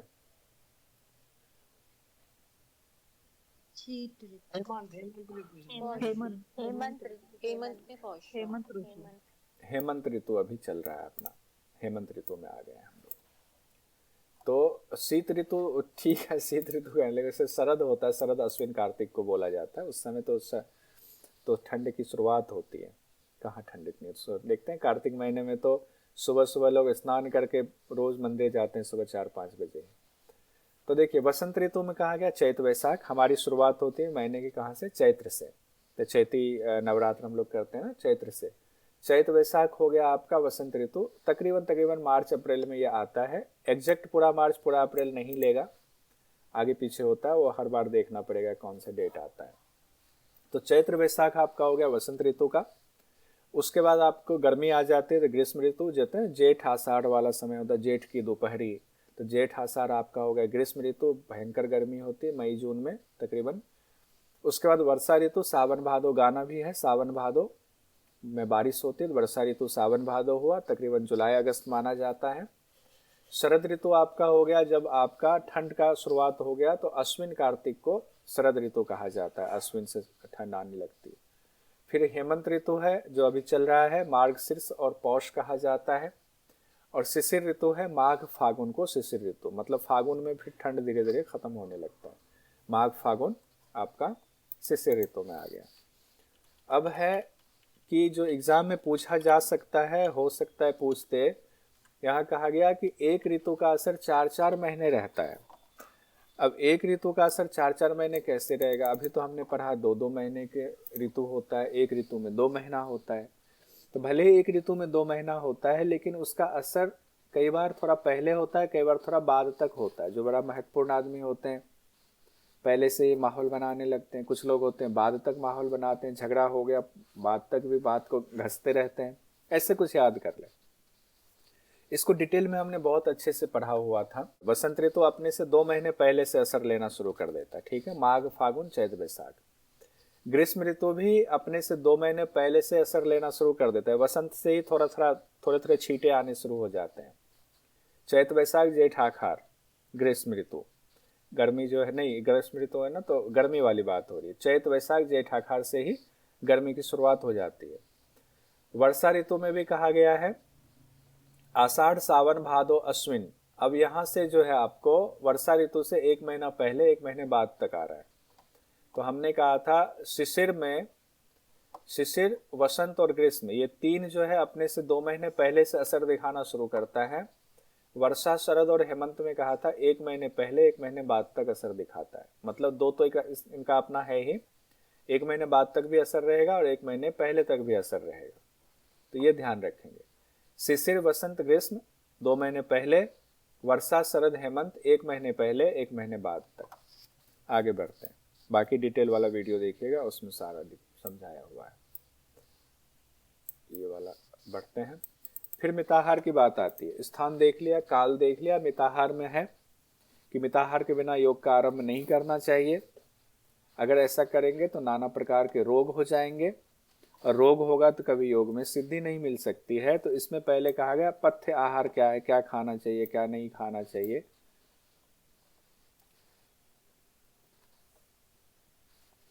तो कहा गया साली अन्नम, चावल को कहा गया है पथ्य आहार खाना चाहिए। यव पिष्टम, जौ का सत्तू। गोधूम पिष्टकम, गेहूं का आटा। मुदगम, मूंग खाना चाहिए। मांस कहा गया उड़द, छिलका उतार कर साफ करके खाना चाहिए। चनक आदि, चना आदि छिलका उतार करके खाना चाहिए। पटोलम, परवल खाना चाहिए। सुरनम खाना चाहिए। मानकंदम, मानकंद खाना चाहिए। कंकोल कहा गया खाना चाहिए। सुकासकम कहा गया करेला खाना चाहिए। द्राडिकम कहा गया है खाना चाहिए। करकटी, ककड़ी खाना चाहिए। रंभा कहा गया केला को खाना चाहिए। उदुम्बरी, गूलर खाना चाहिए।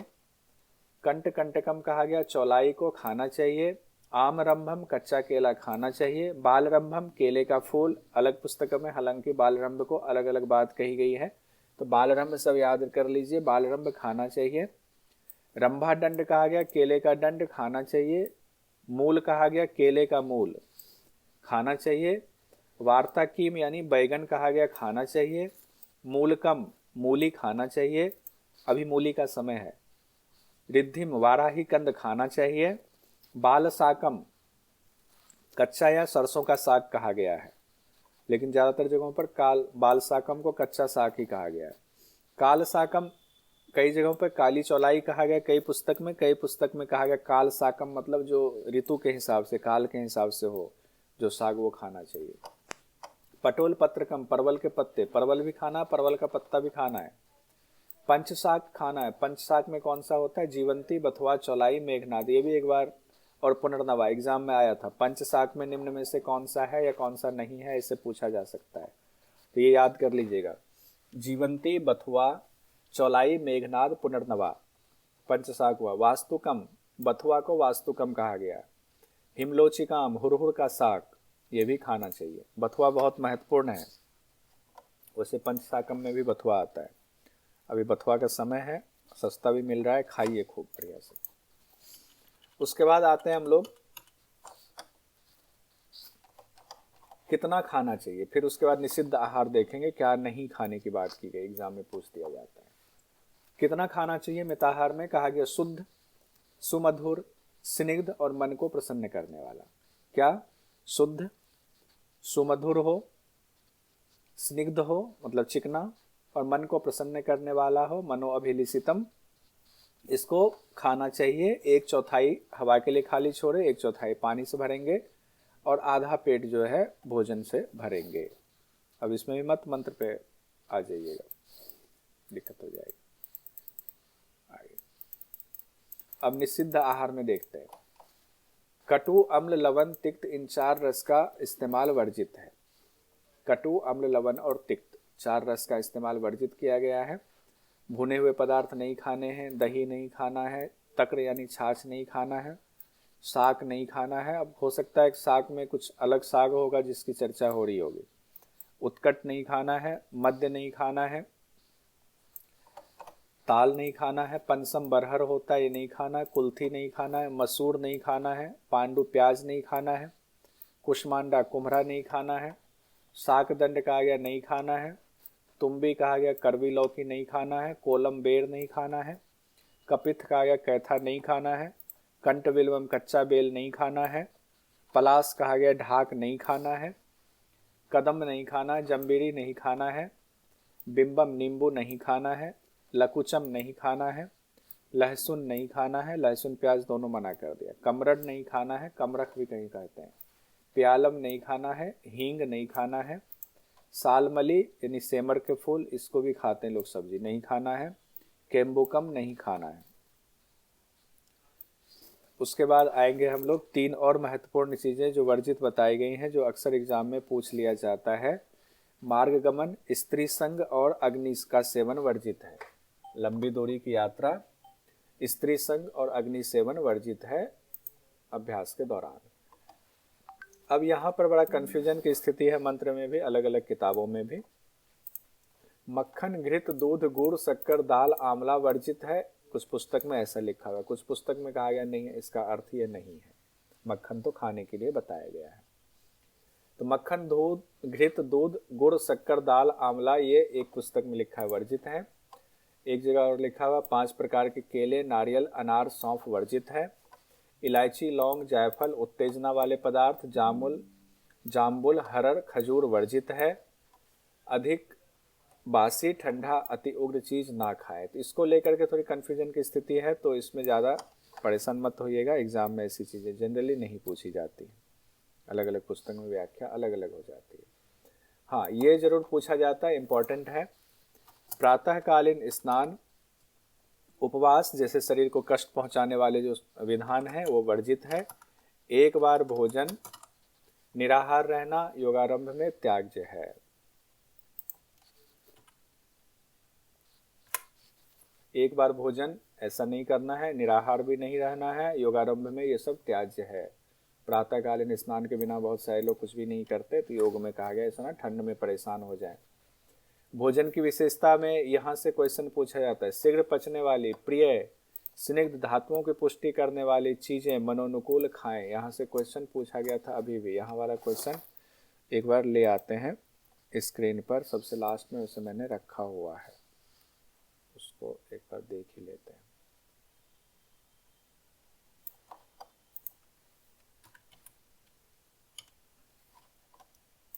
ये क्वेश्चन है। मंत्र में क्या है? लघुपाकम प्रिय स्निग्धम तथा धातु प्रमोशनम मनो अभिलिषितम योग्यम योगी भोजनम आचरेत।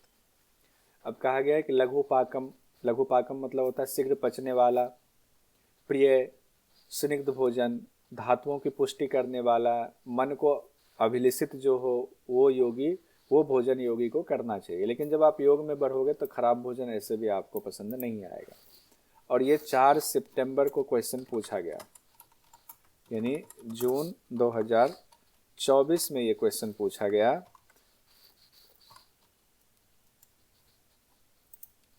यूजीसी नेट में, यानी अभी लेटेस्ट वाला है। क्यों नहीं हिंदी में आ रहे हो? क्या पूछा गया? घेरन संहिता के अनुसार योगी के भोजन की विशेषताओं का सही क्रम है। स्निग्ध, प्रिय, लघुपाक, मनोनुकूल, धातु पोषक। अब बताइए सबसे पहले क्या होगा? शीघ्र पचने वाले भोजन, लघु, हाँ, फिर प्रिय सिद्ध प्रिय धातु स्निग्ध पोषक धातु मोनोनुकूल। मनोनुकूल वाला बाद में है, पहले है लघुपाकम, फिर प्रिय है, फिर स्निग्ध है। तो CBA तीसरा वाला ऑप्शन सही है। ठीक है, वैसे अगर एक भी याद होता है सबसे लास्ट में कौन सा है? मनोनुकूल वाला सबसे लास्ट में यहाँ बात की गई है, तो D वाला है। ठीक है। प्राणायाम के अभ्यास के शुरुआत में भोजन कैसा होना चाहिए ये भी बताया गया कि शुरुआत में जब प्राणायाम कर रहे हैं तो नित्य दूध घी का सेवन करें, दोपहर और शाम 2 टाइम भोजन करें, ये भी बताया गया। यहाँ से एग्जाम में अभी क्वेश्चन नहीं पूछा गया है, हो सकता है क्वेश्चन पूछ दे, तो इसका ध्यान रखेंगे। नारी शुद्धि के दौरान आसन का जिक्र किया गया है, कौन कौन से आसन होने चाहिए, तो ये सीक्वेंस देख लीजिए आसन का। कुश का आसन, मृग चर्म और कंबल। कुश का आसन, मृग चर्म, व्याघ्र चर्म, कंबल। तो मृग चर्म, व्याघ्र चर्म बीच में है, कंबल सबसे लास्ट में है। तो कंबल तो ऐसे बाद में ही बना होगा, पहले कुश ही मिलता होगा, घास फूस पहले आया होगा, फिर घास को खाने वाले हिरण आए, तो हिरन का ऐसे निमोनिक बना लीजिए। फिर हिरन को खाने वाले आ गए जनाब बाघ, तो बाघ चर्म मिलने शुरू हो गया। और बाद में ये सब कहा कि रोक लग गया, नहीं मारना है तो चलो कंबल बना लेते हैं इनके, जो है काट करके इनके रोए का कंबल बना लेते हैं कि इनका भेड़ वेड़ का। तो इस तरह से भी कुछ निमोनिक याद कर सकते हैं सीक्वेंस में। क्रम से याद करना है क्योंकि एग्जाम में पूछा जाता है। तो क्रम अभी क्या हो गया, पहले आपका हो गया कुश का, फिर हिरन का, फिर व्याघ्र चर्म हो गया, फिर उसके बाद कंबल हो गया। मुझे लगता है सबको याद हो गया होगा, इसमें दिक्कत नहीं है। अब हम लोग सीधे आते हैं, नाड़ी शोधन के 2 प्रकार बताए गए हैं। नाड़ी शोधन पर हम लोगों ने देख लिया, स्थान देख लिया, काल देख लिया, मिताहार देख लिया। अब नाड़ी शोधन पर आए हैं, फिर प्राणायाम पर आएंगे। नाड़ी शोधन 2 प्रकार का है, समनु नाड़ी शोधन, निर्मनु नाड़ी शोधन। ये घेरन संहिता में ही बताया गया, अद्भुत चीज है। समनु और निर्मनु, बीज मंत्र के साथ उसको समनु कहते हैं नाड़ी शोधन, और निर्मनु तो हम लोग पहले पढ़ चुके हैं, जो धौती कर्म से होने वाला होता है निर्मनु होता है, नाड़ियों की शुद्धि। तो निर्मनु यहाँ पढ़ेंगे नहीं, साफ साफ कह दिया गया है, धौती कर्म से होने वाले को निर्मनु कहते हैं। समनु हम लोगों को देखना बीज मंत्र के साथ जो होता है। इसमें कहा गया है 16, 64, 32 मात्रा का ध्यान रखना है, बीज मंत्र के साथ करना है। तो ये वाला आप डिटेल वाला जो हमारा वीडियो है उसमें देख लीजिएगा, अच्छे से समझाया हुआ है, यहाँ पर ज़्यादा समय नहीं लेंगे। समनु नाड़ी शोधन का फिर भी टेबल है आपके पास, उसमें भी है। नाड़ी शुद्धि हो गई आपकी समनु निर्मनु। तो उसके बाद 8 कुंभक अब करना, कुंभक मतलब प्राणायाम। इसमें कहा गया सहित कुंभक, सूर्यभेदी, उज्जयी, शीतली, भस्त्रिका, भ्रामरी, मूर्छा और केवली। क्या हो गया, सहित, सूर्यभेदी, उज्जयी, शीतली, भस्त्रिका, भ्रामरी, मूर्छा और केवली। ये 8 कुंभक बताए गए। शीतली शीतकारी दोनों नहीं है, ध्यान रखेंगे। घेरन संहिता में शीतली है, शीतकारी नहीं है। नाड़ी शोधन और सहित प्राणायाम के भेद एक साथ फिर से देख लेते हैं। नाड़ी शोधन में समनु निर्मनु, और सहित प्राणायाम यहाँ पर है, जिसमें कि आपको सगर्भ और निगर्भ 2 पढ़ना है। सहित प्राणायाम, जितने प्राणायाम है सबको सहित प्राणायाम कहा जाता है, केवली को छोड़ करके। केवली के अलावे जितने प्राणायाम है सब सहित प्राणायाम है। और सहित प्राणायाम 2 तरीके से किया गया है, सगर्भ निगर्भ। सगर्भ में कहा गया बीज मंत्र के साथ करना है, निगर्भ में कहा गया बीज मंत्र के बिना करना है। अब आते हैं घेरन ऋषि के मुताबिक किस आसन में बैठकर सहित प्राणायाम का अभ्यास करना है। तो सुखासन में करना है। प्राणायाम के दौरान मुख किस ओर हो चेहरा, तो उत्तर या पूर्व की ओर हो, ये भी एग्जाम में आ सकता है। तो इससे सब लोग आप योग करने वाले हैं, आपको पता होगा। अब सगर्भ सहित प्राणायाम की चर्चा करते हैं। सगर्भ में पूरक कुंभक रेचक करना, 16, 64, 32 की बात आएगी। 16, 64, 32 तीनों में देवता का भी जिक्र किया हुआ है, ब्रह्मा, हरि और शिव। वही रक्तवर्ण कहा गया रजोगुण ब्रह्मा में, और कुंभक में कहा गया है सतोगुण, और कहा गया है काला वर्ण, और इधर कहा गया भगवान शिव शुक्ल वर्ण तमोगुण से करना है। इसमें कहा गया मंत्र पूरक का अ, बीज मंत्र कुंभक में उ, और बीज मंत्र रेचक में मा कहा गया है। ये सहित सगर्भ प्राणायाम का है। इसी को उल्टा करेंगे बार बार, तब इसका अभ्यास करेंगे। डिटेल हमने नहीं लिखा और ज्यादा। अब सवाल है, सगर्भ सहित प्राणायाम में पूरक के दौरान किस देवता का ध्यान करेंगे, बताते जाइए, फटाफट पढ़ते हैं। ब्रह्मा जी। ब्रह्मा। सगर्भ सहित प्राणायाम में कुंभक के दौरान किस देवता का ध्यान, हरि। हरि का। सगर्भ सहित प्राणायाम में रेचक के दौरान किस देवता का ध्यान, शिव, रुद्र, शिव का। सगर्भ प्राणायाम के दौरान पूरक के दौरान बीज मंत्र क्या है, अकार है। अकार। तो इसमें सोच क्यों रहे हैं, तो डरते हुए मत बोलिए। सगर्भ प्राणायाम के दौरान कुंभक के दौरान बीज मंत्र क्या है, कुंभक के दौरान उकार, उकार, उकार, और रेचक के दौरान मकार, मकार है। मकार, मकार। निगर्भ प्राणायाम के दौरान 3 भेद की चर्चा इसके बाद की गई। निगर्भ, सगर्भ तो हमने देख लिया, फिर निगर्भ प्राणायाम जब आता है, जब बीज मंत्र के साथ नहीं करना है, तब इसकी चर्चा आई है। उत्तम मध्यम और अधम की चर्चा। अधम कहा गया है 12 मात्रा वाला, 12, 48, 24। मध्यम कहा गया 16 मात्रा वाला, 16, 64, 32। और उत्तम कहा गया 20 मात्रा वाला, 20, 80, 40। इसका लक्षण बताया गया, इस सबको पता है। अधम में पसीना आएगा, और मध्यम में मेरुदंड में कंपन होगा, और उत्तम में भूमि से ऊपर उठना, जमीन से ऊपर उठना। कई विद्वान कहते हैं नहीं, सुषुम्ना में प्राण प्रवाहित होना, कुंडलिनी जागरण होना इसका अर्थ है। प्राणायाम के अभ्यास से क्या क्या होता है, कहा गया आकाश गमन, कुंडलिनी जागरण, चित्त में आनंद का अनुभव, सभी रोग नष्ट होंगे, मनोउन्मनी अवस्था की प्राप्ति होती है, वह योगी सुखी रहता है। ये ओवरऑल बताया गया है एक साथ। उसके बाद अलग अलग प्राणायाम का अलग अलग लाभ बताया गया है, वो भी देख लेते हैं। पहले एक साथ वाला क्या है? आकाश गमन, खेचरत्व भी होता है, कुंडलिनी जागरण भी होता है, चित्त में आनंद का अनुभव होता है, सभी रोग नष्ट हो जाते हैं, मनोउन्मनी अवस्था आती है, वह योगी सुखी रहता है। उसके बाद हम देखते हैं सूर्य भेदी प्राणायाम, एक एक करके अब देख लेते हैं। कहते हैं कब तक कुंभक करना चाहिए सूर्य भेदी प्राणायाम में? ये अद्भुत है, यहाँ से क्वेश्चन आ सकता है, ध्यान रखेंगे। जब तक कि नख और बाल से पसीना ना आ जाए, मंत्र में ऐसा ही लिखा हुआ है। सूर्य भेदी के लाभ फिर कहा गया, जरा मृत्यु का नाश होता है, कुंडलिनी जागरण होती है, अग्नि प्रदीप्त होती है। सूर्य भेदी को उत्तम प्राणायाम भी लिखा हुआ है। ये वाला इंपॉर्टेंट है, जब तक नख और बाल से पसीना ना आ जाए तब तक कुंभक लगा के रखना है सांस को। पहले बार में मत कीजिएगा, दिक्कत हो जाएगी। सूर्यभेदी प्राणायाम के दौरान 5 मुख्य प्राण, 5 उप प्राण की भी चर्चा है। 5 मुख्य प्राण का स्थान भी बताया गया है। वही स्थान है जो कॉमन हम लोग जानते हैं, प्राण का हृदय, अपान का गुदा प्रदेश, समान का नाभि, उदान का कंठ प्रदेश, व्यान का संपूर्ण शरीर। और 5 उप प्राण और उसके कार्य बताए गए। नाग, कूर्म, कृकल, देवदत्त, धनंजय। नाग का है डकार और चेतना, कूर्म का है उन्मीलन, उन्मेष, कृकल का वही कुकर से जोड़ते हुए भूख प्यास, देवदत्त जम्हाई लेता है, धनंजय में शब्द कहा गया, धनंजय शब्द है। कौन सा प्राण, यहाँ ये याद रखिए, धनंजय को शब्द कहा गया है घृण संहिता में, कार्य में। कौन सा प्राण मृत्यु के बाद भी शरीर में रहता है, कहा गया धनंजय उपप्राण। कौन सा प्राण एक क्षण भी शरीर नहीं छोड़ता है, धनंजय उपप्राण। उसके बाद आते हैं हम लोग, ये दोनों, इसकी चर्चा कहाँ पे है? पंच प्राण, पंच उपप्राण की, तो सूर्यभेदी प्राणायाम के दौरान है। उसके बाद आते हैं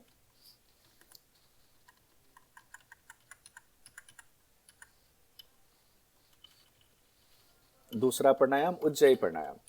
उज्जयी में कहा गया है, लाभ कहते हैं, अभ्यास तो हम लोग जानते हैं, सभी कार्य सिद्ध होंगे। कफ, क्रूर वायु, अजीर्ण, आमवात, क्षय रोग, काश, ज्वर, प्लीहा, जरा मृत्यु का नाश भी बताया गया।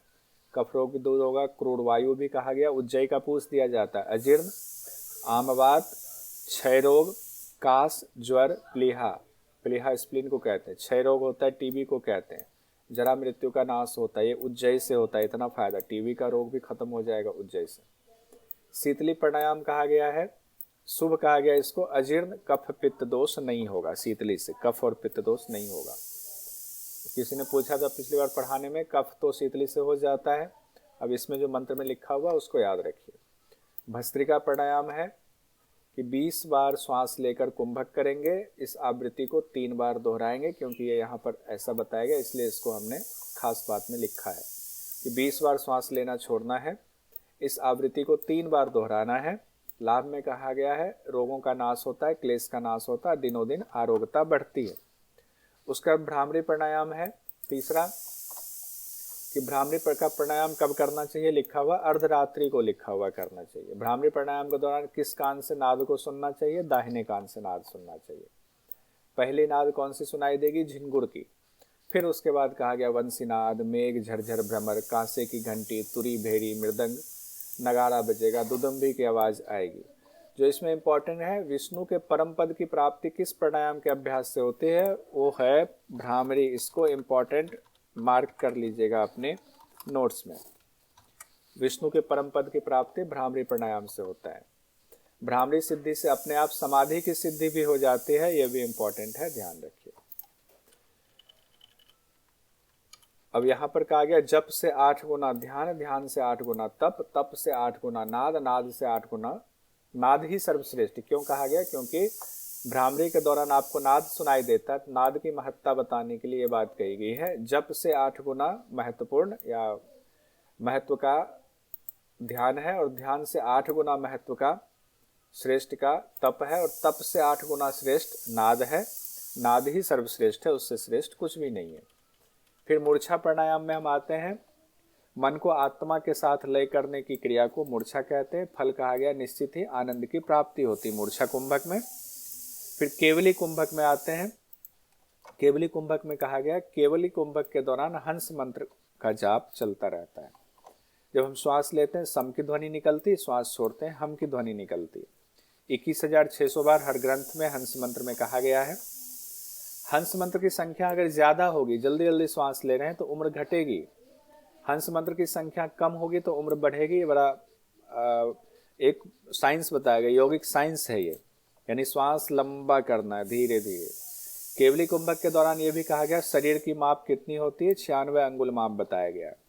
स्वाभाविक तौर पर वायु 12 अंगुल बाहर जाती, एग्जाम में पूछा जा सकता है। और उसके बाद जब कुछ क्रियाएं बताई गई हैं उसके दौरान कितनी अंगुल बाहर श्वास निकलती हैं वो बताया गया है।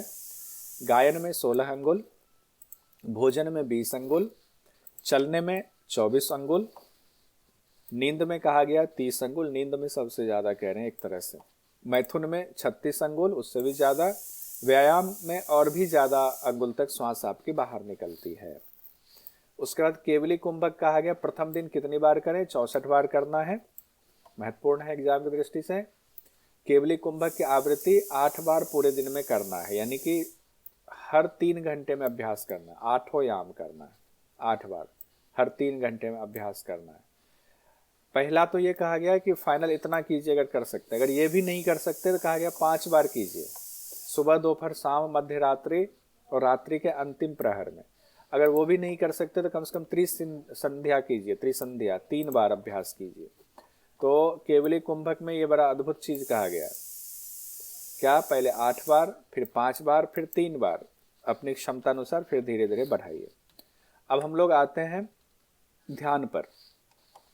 ध्यान में भी बड़ा सब बहुत ज्यादा बताया गया, बाकी जगहों पर इतने ध्यान की चर्चा नहीं है। 6ठा अध्याय है ध्यान का हमारा घिरण संहिता का। ध्यान 3 प्रकार का बताया गया, स्थूल ध्यान, ज्योति ध्यान, सूक्ष्म ध्यान। और स्थूल ध्यान में भी 2 भेद बताए गए, ज्योति ध्यान में भी 2 भेद बताए गए और सूक्ष्म ध्यान एक ही बताया गया, ये ध्यान रखेंगे। ध्यान में स्थूल ध्यान, ज्योति ध्यान और सूक्ष्म ध्यान। उसके बाद हम लोग आते हैं पहले स्थूल ध्यान में। स्थूल ध्यान में 2 ध्यान है, पहला हृदय पर ध्यान, दूसरा है सहस्रार पर ध्यान। क्या है स्थूल ध्यान में? हृदय पर ध्यान, सहस्रार पर ध्यान। हृदय पर ध्यान वाला तो हम लोगों ने जब डिटेल पढ़ा था तो आपको ध्यान करवाया भी था। उसके बाद है ज्योति ध्यान। ज्योति ध्यान में कहा गया मूलाधार में सर्पाकार कुंडलिनी का ध्यान करेंगे, यहीं पर दीपक की लौ के रूप में आत्मा का निवास है। ज्योति ध्यान में भी 2 है, पहला है मूलाधार में कुंडलिनी का ध्यान, फिर कहा गया है ज्योति ध्यान दूसरा में भाव के मध्य यानी कि भूमध्य में, वहां पर ज्योतिमय प्रणव ज्योति का ध्यान है। तो मूलाधार में क्या कहा गया है, दीपक की लौ के बराबर आत्मा का निवास है, यहाँ तेजो में परब्रह्म का ध्यान कीजिए, यानी ज्योति ध्यान यही हुआ पहला। दूसरा ज्योति ध्यान कहाँ है, भूमध्य में करना है। कहा गया जो मन से भी ऊपर है वहां ज्योति ध्यान, जो तेजोमयी प्रणव का ध्यान करना है, उस ज्वाला वली युक्त ज्योति का ध्यान ही ज्योतिर्ध्यान कहलाता है। डिटेल में हम लोगों ने अच्छे से पढ़ा हुआ था। सूक्ष्म ध्यान है। सूक्ष्म ध्यान सबसे महत्वपूर्ण है क्योंकि दोनों ध्यान से ऊपर बताएगा, सूक्ष्म ध्यान अंतिम ध्यान है। बहुत भाग्य से ही योगी की कुंडलिनी शक्ति का जागरण होता है, और योगी कुंडलिनी शक्ति का जागरण होता है वह आत्मा के साथ संयुक्त होकर सुषुम्ना में यानी राजमार्ग में विचरण करने लगता है। कौन? कुंडलिनी। जब विचरण करता है तो बहुत तेजी से, बहुत सूक्ष्म और चंचलता के कारण वो दिखाई नहीं पड़ता है। ध्यान आपको करना है कुंडलिनी का, आत्मा का, लेकिन वो कुंडलिनी के साथ इतना चंचल उस राजमार्ग में सुषुम्ना में जा रहा दिखाई नहीं पड़ता है। तो सूक्ष्म ध्यान के द्वारा उसको पकड़ना है। कैसे? तो सूक्ष्म ध्यान में कहा गया सांभवी मुद्रा कीजिए। सांभवी मुद्रा करेंगे तो योगी का ध्यान उस कुंडलिनी पर लगता है, फिर सूक्ष्म ध्यान की सिद्धि होती है। अब सूक्ष्म ध्यान यहाँ ध्यान में कहा गया है स्थूल ध्यान से 100 गुना ज्यादा तेजो ध्यान का महत्व है, श्रेष्ठ है। स्थूल ध्यान से 100 गुना ज्यादा ज्योति ध्यान श्रेष्ठ है। ज्योति ध्यान से लाख गुना ज्यादा सूक्ष्म ध्यान श्रेष्ठ है। एक में 100 गुना, एक में लाख गुना कहा गया है। 6ठा उपदेश भी हमारा कंप्लीट हो गया। 7वें उपदेश पर हम आते हैं। समाधि है। समाधि में सांभवी मुद्रा से कहा गया ध्यान योग की समाधि लगती है। भ्रामरी से कहा नाद योग की समाधि लगती है। खेचरी से रसानंद योग की समाधि लगती है। योनि मुद्रा से लय योग की समाधि होती है। स्थूल ध्यान से भक्ति योग की समाधि लगती है। मूर्छा कुंभक यानी मंद आनंद में होता है तो मनोमूर्छा समाधि लगती है। इसको पलट करके एक बार देख लीजिए। ध्यान योग किससे होगा? सांभवी मुद्रा से। नाद योग किससे होगा? भ्रामरी प्राणायाम से। रसानंद योग खेचरी मुद्रा से। लय योग योनि मुद्रा से। भक्ति योग स्थूल ध्यान से। मनोमूर्छा क्या होगा? मनोमूर्छा कुंभक से। तो इसमें बहुत आसान है। कैसे? ध्यान योग आपने देखा ना सूक्ष्म ध्यान में, तो सांभवी मुद्रा लगा रहे हैं तो सूक्ष्म ध्यान हो रहा है, उसी को ध्यान योग कहते हैं। नाद योग, नाद किसमें सुनाई दे रहा है? तो भ्रामरी प्राणायाम के दौरान नाद सुनाई दे रहा है। खेचरी मुद्रा के दौरान आपने पढ़ा कि अलग अलग रसों की प्राप्ति हो रही, तो रसानंद योग हो गया। योनि मुद्रा में आपने पढ़ा कि शिव शक्ति का मिलन करा रहे हैं, तो लय योग, इसलिए वहां लय करा रहे, तो योनि मुद्रा से लय योग की प्राप्ति हो रही है। स्थूल ध्यान जब हमने डिटेल पढ़ा हुआ था, वीडियो में है, एक वीडियो में, उसमें कहा गया स्थूल ध्यान में अपने इष्ट का, गुरु का आप ध्यान कर रहे हैं। जब आप उस समंदर को, अमृत के समंदर को पार करके टापू पे पहुंचते हैं, तो भक्ति योग हो गया। और मनोमूर्छा कुंभक से मनोमूर्छा यानी राजयोग की समाधि लग रही है आपकी।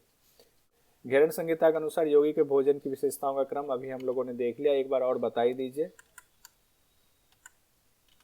लघु पाक, प्रिय स्निग्ध, धातु पोषक, मनोनुकूल। बहुत सुंदर, बहुत बढ़िया। लघु पाक सबसे पहला है, फिर प्रिय है, फिर स्निग्ध है, फिर धातु प्रपोषक है, फिर मनोनुकूल कहा गया है। यही सीक्वेंस दिया गया है। एक क्वेश्चन और है, घेरन संहिता के अनुसार रसानंद समाधि का संबंध है। ये 4 सितंबर वाला देख रहे हैं, रसानंद समाधि, तो खेचरी मुद्रा। एक क्वेश्चन और है, घेरन संहिता के अनुसार निम्न योगाभ्यासों का सही क्रम चुनिए। इसका जवाब दीजिए तो जरा। सही क्रम मंत्र में कौन सा पहले बताया गया, कौन सा बाद में बताया गया?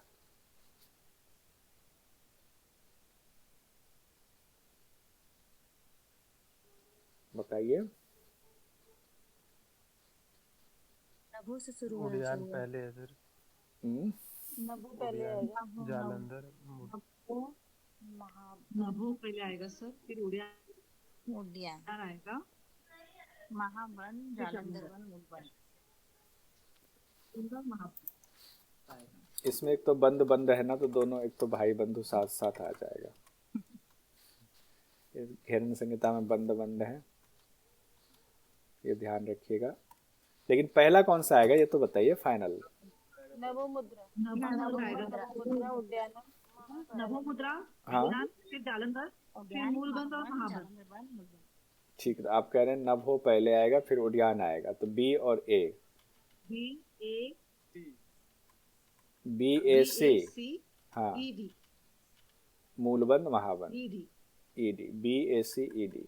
नभो मुद्रा पहले आएगा, फिर उड़ियान बंद आएगा, फिर जालंधर बंद है, जालंधर वन, फिर मूलबंद, महाबंध, फिर मूलबंद, फिर महाबंद। मूलबंद पहले महाबंद। अब देखिए, इसका मतलब है आपको मंत्र भी याद करना पड़ेगा। महामुद्रा नभो मुद्रा, सीक्वेंस ये है, महामुद्रा नभो मुद्रा। प्रशांत, क्या नाम है, मुकेश जी, नभो मुद्रा शुरुआत में ही बता दिया गया। महामुद्रा नभो मुद्रा उड्यानम जलंधरम मूलबंधो महाबंधो महावेधस्य खेचरी विपरीत करी योनि वज्रोली शक्ति चालनी तारागी मांडू की मुद्रा सांभवी पंचधारणा अश्विनी पासनी काकी मातंगी च भुजंगी पंचविंशति मुद्राश्च सिद्धिधा इह योगिनाम। तो ये 25 मुद्रा है जो योगियों को सिद्धि प्रदान करने वाला है। तो हमारा घेरन संहिता कंप्लीट हो गया एक क्लास में।